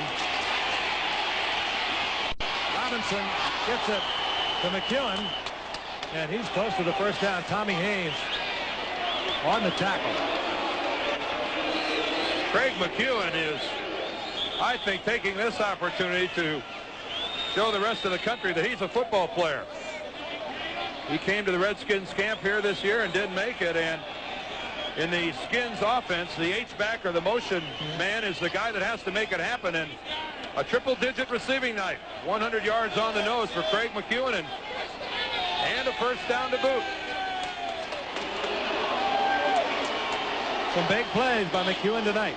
And he has worked as a move back. He's worked as an outside receiver. And the Redskins keep this drive alive. And I don't think he's dropped a pass since Randy White knocked him silly a while ago. That's the same guy that was back on him. Was dispatched by a Manster forearm.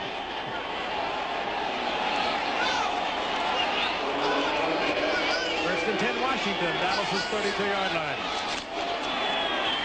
Vital, another big opening.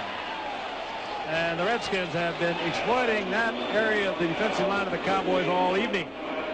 Alex Green and Tommy Hayes made the stop. But there's a gain of 7. And Vital's numbers continue to mount. Eric Coyle, the center that time. Watching number 56. That's Randy White right across from him. He's going to block him one-on-one.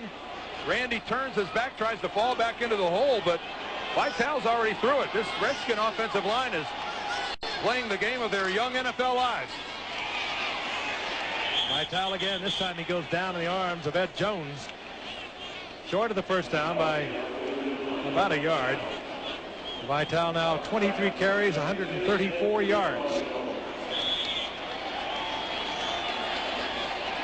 You don't think it'll be an odd day for Too Tall and Randy and the rest of those Cowboy veterans who've crossed the picket line tomorrow when they get together for the first time with their striking teammates who stayed out? I'm an uncomfortable situation, to say the very least, Frank. I'm glad I'm not going to be there. There'll be a lot of them all over the NFL. Third down, short yardage. And Robinson again was out of time on the 30-second clock and had to use a timeout. So the Redskins are forced to use a timeout, and Robinson will move over to confer with head coach Joe Gibbs. We'll be back. Third down and 1 as we return to Texas Stadium for the Washington Redskins. Third down and 1 as we return to Texas Stadium for the Washington Redskins, trying to keep a drive alive. Most of their offensive maneuvers have taken place inside Dallas territory tonight, but they have somehow managed to hurt themselves, and they lead 10-7 with 8:25 remaining in the game. Robinson hands off to Jesse. Big opening over the left side, but a flag is down. Jesse inside the 20-yard line. Jesse, a rookie 11th round draft pick of the Bears. It was cut earlier this year. Ball start. Offense. Right tackle. And they continue to hurt themselves. The miraculous part of this, from Washington's point of view, is that here we've seen on the last 2 third-down situations where they've had 3rd and short and it becomes a 3rd and 6 or 7, they've converted every time. They were 1 out of 7 in third-down conversions in the first half. Here in the second half, they're 6 out of 6.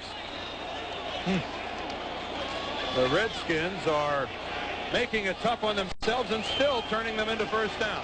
And they're doing it in front of a partisan Cowboy crowd of 60,415. Third down and 6. That's Ted Wilson in motion, number 80. Robinson in trouble. And intended for McEwen, and he comes down with it. Is he in bounds? Yes, he is. Yes, he is. And another clutch catch by Craig McEwen.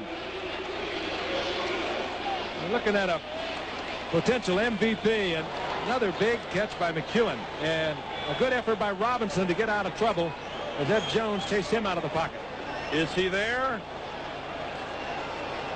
Yes, he is. Concentration, both feet coming down. 7 receptions, 107 yards for Craig McEwen.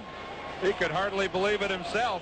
Give Tony Robinson a lot of the credit. Flushed out of the pocket, running to his left. The right-hander, that's a hard throw for him. And yet he delivered it to McEwen as in the only place he could put it where McEwen could stay in bounds and make the catch. Robinson, Vitale. Down goes Vitale. And too tall Jones with the pressure. And then the tackle.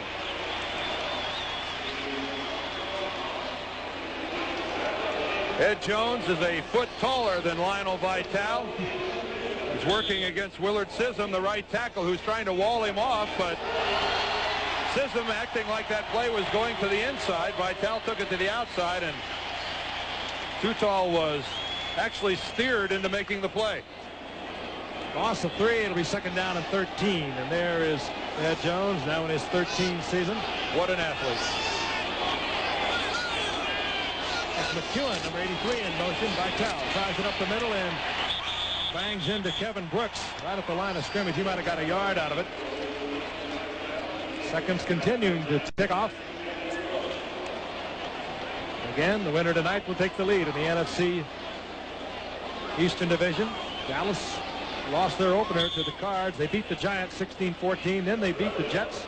They beat Philadelphia last week. Washington beat Philadelphia in their opener. Lost to Atlanta. And they have defeated the Cardinals and the Giants in consecutive weeks. File this away for future reference, but with 6:30 left in this ball game, the Redskins only have 1 timeout left. Remember, they had to use a couple timeouts because of time problems. Let's see if that becomes a factor later on. Third down and 11. Robinson has the time and tried to get it to Anthony Allen. Robert Williams had good coverage when he had to. That is within the boundaries of the playing field. So Obed Areri comes on, the Nigerian-born former Clemson star who set so many NCAA records down there. Had a 57-yarder at Clemson. Chukwuma is the middle name. It means, in translation, in Nigerian, God only knows.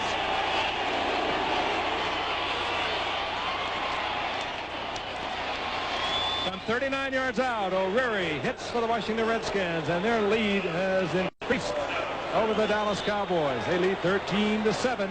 6:13 remaining in the game. The Redskins without a Redskin regular in their lineup over the Cowboys 13-7. The Cowboys going with their best tonight. That, of course, has meant Danny White at quarterback. It has been a 3 out of 4 defensive linemen that are veteran. And, of course, Mike Renfro and Tony Dorsett.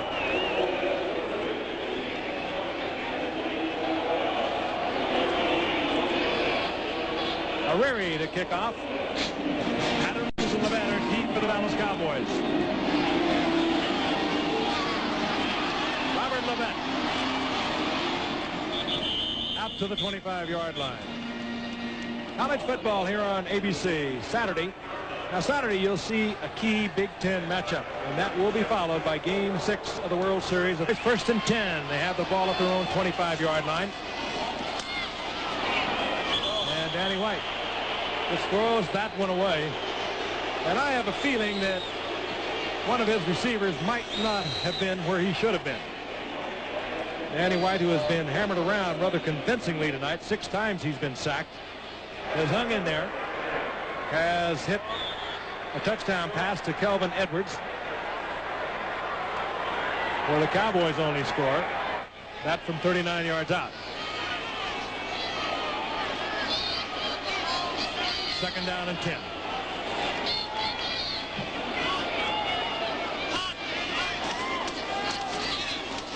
Dorsett. And Dorsett rather rudely tossed to the carpet after a gain of 3 by David Wyndham, the middle linebacker who has been alternating tonight with Eric Wilson. A lot of credit should go again to these assistant coaches. You think of Richie Pettibone bringing together a group of players never having played together, none with any professional experience. And these Redskins have played fine defensive football tonight. So much on the line. They lead in the NFC Eastern Division. More than that, the victory over the divisional opponent.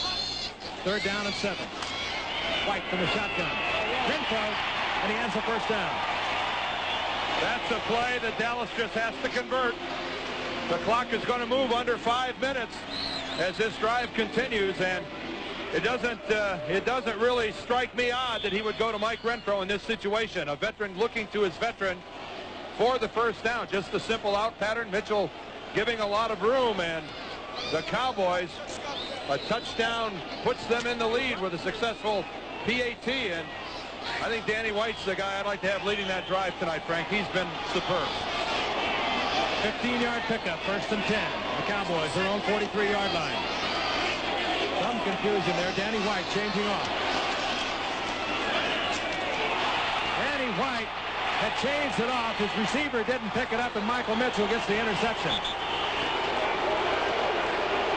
You saw the change-up. You saw the movement on the part of the setbacks. As Danny White reading a blitz, looking for individual coverage. His receiver did not read it with him, and Mitchell, it's a very important interception for the Redskins.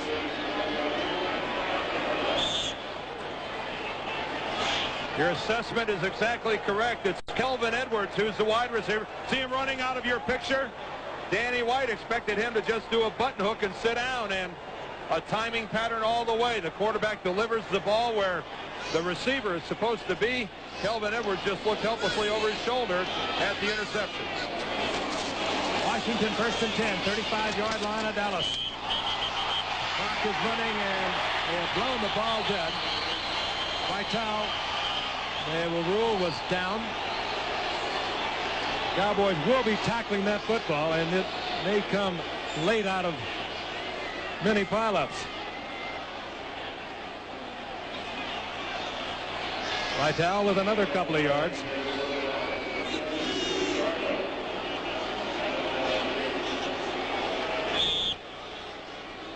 Let's take a look at Vitale moving up. Was he down before the ball came out? Well, impossible to tell from that look.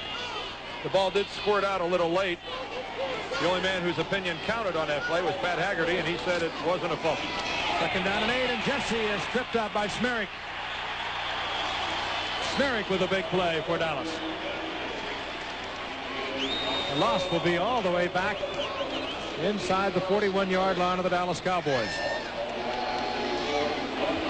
Another one of the Cowboy veterans that crossed the line. He and Randy White drove in together on the first day of the strike, much to the consternation of the other Cowboy veterans who are walking outside. But Don Smerrick that time makes the play. Here it is again by Tal, who has had a busy night. This was the play before. Did the ball come out before he was down? They looked very close. That was Kevin Brooks and Dale Jones on the tackle. Back to live action on third down and long. Jesse is nailed right at the line of scrimmage. Randy Watts in there defensively for Dallas. Former 9th-round draft pick of Kansas City. He was hot earlier this year. The clock's going to move under 3 minutes. Even though the Skins didn't go anywhere with the ball, Washington is eating up more of the clock, and a good kick puts Dallas in the hole. And more than that, good defense has taken the Redskins out of field goal position, and Jack Wheel has to punt. Flags are down everywhere. I think Dallas has 12 men on the field. They may have had 12 guys on the field. Let's see what this call is. Illegal procedure, 12 men on defense. 12 men on defense. Oh, you counted fast. I did.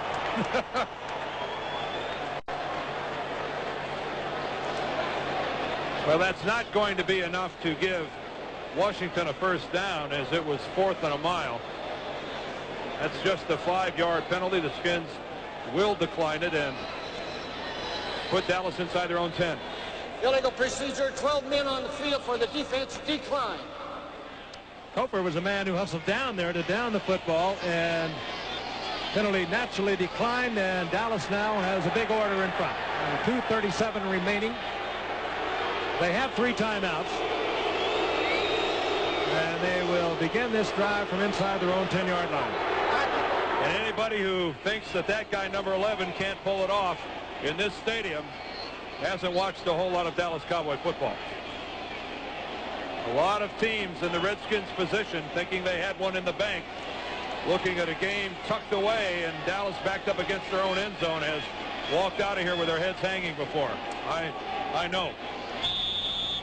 Manny White, with a lot of records in front of him, could reach 20,000 yards this year, in range of other Roger Staubach records. The man he replaced back in 1980. It's a tall order with the men around him tonight to pull this one out.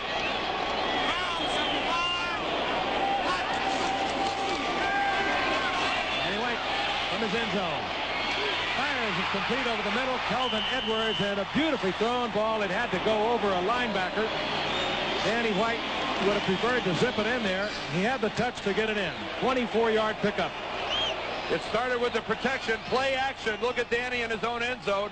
Not hurried at all. Look how he had to get the ball over leaping Steve Gage, and Kelvin Edwards was that time where he was supposed to be, but back it goes. Oh. Cesario detected holding, and so the Cowboys will have to line up once again. And with his quarterback back in the end zone, Sal Cesario is lucky that penalty wasn't in the end zone, because that would have been a safety.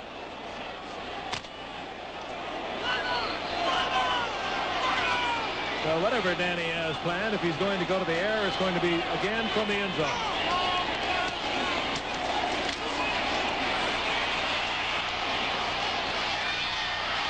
And E.J. Jones out of bounds, short of the first down, and we will get the 2-minute warning. With 1:59 remaining on the clock, the Redskins lead the Cowboys 13-7. And coming up later tonight on Nightline, Wall Street's historic plunge. Nightline goes live to opening exchanges overseas for a preview of what may happen tomorrow here at home. And I'm not sure I want to know.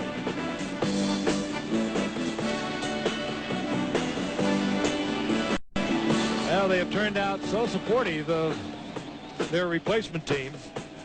Over 60,000 here tonight. Last week, booing the regulars when they went on the field. Cowboys brought in Danny White and Tony Dorsett against the Philadelphia Eagles and Buddy Ryan last week when they had a 21-0 lead. The Cowboys had the 21-0 lead. Buddy Ryan was not happy, to say the least, and he informed them that they would meet again, which they will meet this coming Sunday with the real people playing in Philadelphia. The point is now 1:59. A long way to go for Danny and the Cowboys. Second down. Yard to go. Complete to Edwards. And Edwards will have the first down, and he has it out over the 30-yard line. Edwards is a big back. He runs like a small receiver, a rather wide receiver. He's 6'2", 192-pounder, and he has all the moves. Here he is again. Danny White this time getting the protection. He's been hammered much of the night and is able to find Edwards over the middle. And watch the block. He's going to get right here by Borison, his tight end. Boy, and that's what allowed him to pick up the first down. He came in and cleaned up on David Wyndham, the middle linebacker, and Borison's block allows Kelvin Edwards to get a first down, and the Cowboys use one of their timeouts to stop the clock here with 1:50 left in the fourth quarter. You mentioned how important it was for the Cowboys to come up with this kind of a receiver after losing Mike Sherrod. Of course, they let Tony Hill go early in the year, so you could be hearing a lot of Kelvin Edwards the rest of this season for the Cowboys. This telecast is presented by the authority of the National Football League. It's intended for the private use of our audience. Any rebroadcast or other use of this telecast without the express written consent of the National Football League is strictly prohibited. Very nice. Thank you. 1:50 remaining in the game. Maybe I'll get a raise. From the shotgun on 1st and 10. Screen to Dorsett. And Dorsett over the 45 to the 47-yard line. If you want to win a football game, you got to put it in that guy's hands. Clock ticking away. The Dallas Cowboys, I've seen this a million times.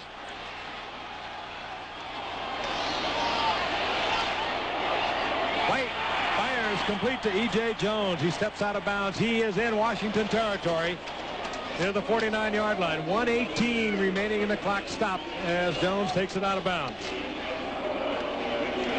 Cowboys with 2 timeouts. So many dramatic encounters between these teams over the years. And for the last decade, so many times, an encounter between these teams at the outcome of a divisional race. Adjustments being made on both sides of the ball. You'd think that would favor Dallas with White at quarterback.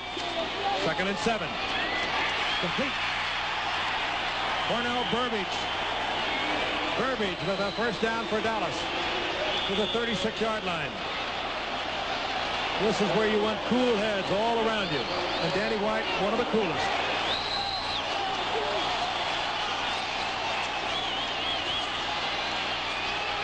White in front. Another first down at the 20-yard line. Clock continuing to tick away. And now, timeout has been called. Danny White takes the timeout and goes to the sidelines to talk to Tom Landry. And in a situation like this, there have to be adjustments made every play. And in this particular situation, because of the veteran leadership on the Dallas side of the football, a 2-minute offensive drill in a critical part of the ball game is going to favor the Cowboys. It must be a helpless feeling for Joe Gibbs, Richie Pettibone, and the rest of the Redskin defensive coaches because they can't make those adjustments between plays because they don't have the experience in their huddle. Meanwhile, Tom Landry, well aware of that. Tom Landry loves to come with a gimmicks play, and he will do it even in a situation like this. He likes to do the unlikely. He even likes to do it with his regulars playing. He will come with a draw play when it's least expected. He'll come with the screen. He'll come with the reverse. And the game is being played out strategically on both sides of the field between Joe Gibbs and Tom Landry. 50 seconds remaining. Cowboys down to 1 timeout. Redskins leading 13-7.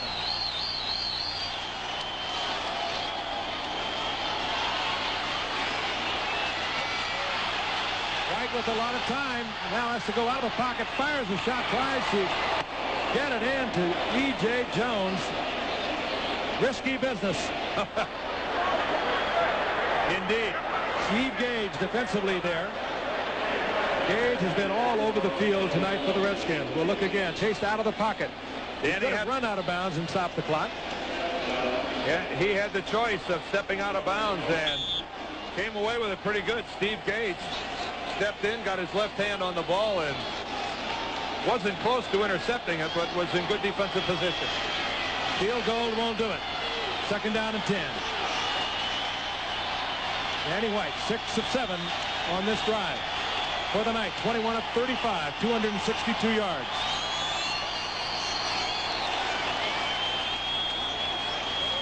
The draw play. Dorsett is able to pull loose. It was Dan Benish who had Tony Dorsett's leg.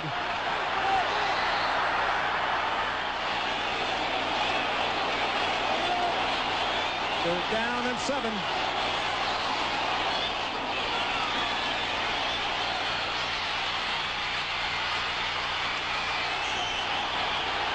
Seconds, 8 seconds, 7 seconds, and the Cowboys stop the clock with their final timeout.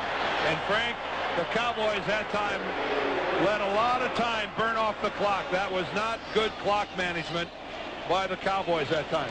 Specifically Danny White, he of course could have thrown that away, stopped the clock. He probably would have known, should have known, that he would never be able to carry that in on his own. Well, the question was whether or not to use a timeout rather than throwing it away, because throwing it away would have brought up a 4th and long. So that's really not going to work. We look at Mike Renfro running his route here. Danny had all the time in the world to stand back there, and that's when he finally made the decision to run. But, yeah, we're wondering too, Mike. No one's that open. He was in between Mitchell, in between Gage. Danny White looking downfield. No more timeouts. 7 seconds remaining. First place in the NFC East on the line.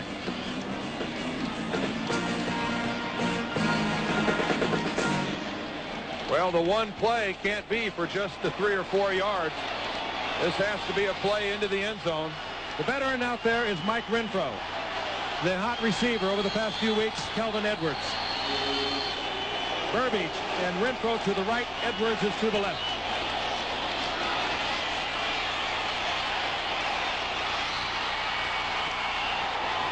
Intended for Edwards, incomplete. 2 seconds remaining, and the Redskins will take over. Joe Kofer made the defensive play for the Redskins. And after the game that Danny White has played, it's really tough that it comes down to a pass like that, because you really have to wonder why, of all his receivers, that's where he throws the ball, because even if it's completed, it's not going to be a touchdown. The man has to go into the air, Kelvin Edwards, at the 6-yard line. Even if he makes the catch, he's nowhere near the end zone, which is where he had to be. Jubilation on the side of the Redskins. They have won their 3 replacement games that they have played. The regulars will take over next week. They have the Jets at home. And the Redskins will have the NFC East lead. And more importantly, they have defeated each and every one of the teams in their division. And I guess these fellas in the red jerseys get the Mark May back slap for a job well done. A little playoff money might be in stake for some of these guys too. They, of course, with the 3rd game, qualify for half a payment of any playoff games that are involved. Look at the excitement on this sidelines as Joe Gibbs is being carried off by a bunch of youngsters, a bunch of people you, I'm sure, do not know very much about. He has whipped them into quite a football team. Standings now, Washington on top, followed by Dallas, St. Louis, Philadelphia, and the Giants in the NFC East standings. Once again, the final score, the Redskins defeat the Cowboys 13-7. This ABC Sports exclusive has been brought to you by Michelob. So exceptionally smooth, and this night belongs to Michelob. And by Nissan Cars and Trucks, built for the most important race. Tomorrow night is Game 3 of the 1987 World Series. ABC Sports will bring you all the action with the Minnesota Twins. Les Straker takes on John Tudor and the St. Louis Cardinals. Live exclusive coverage will begin at 8 o'clock Eastern tomorrow night here on ABC Sports. And next week on ABC's NFL Monday Night Football, the Los Angeles Rams travel to Cleveland to take on the Browns. Action begins live.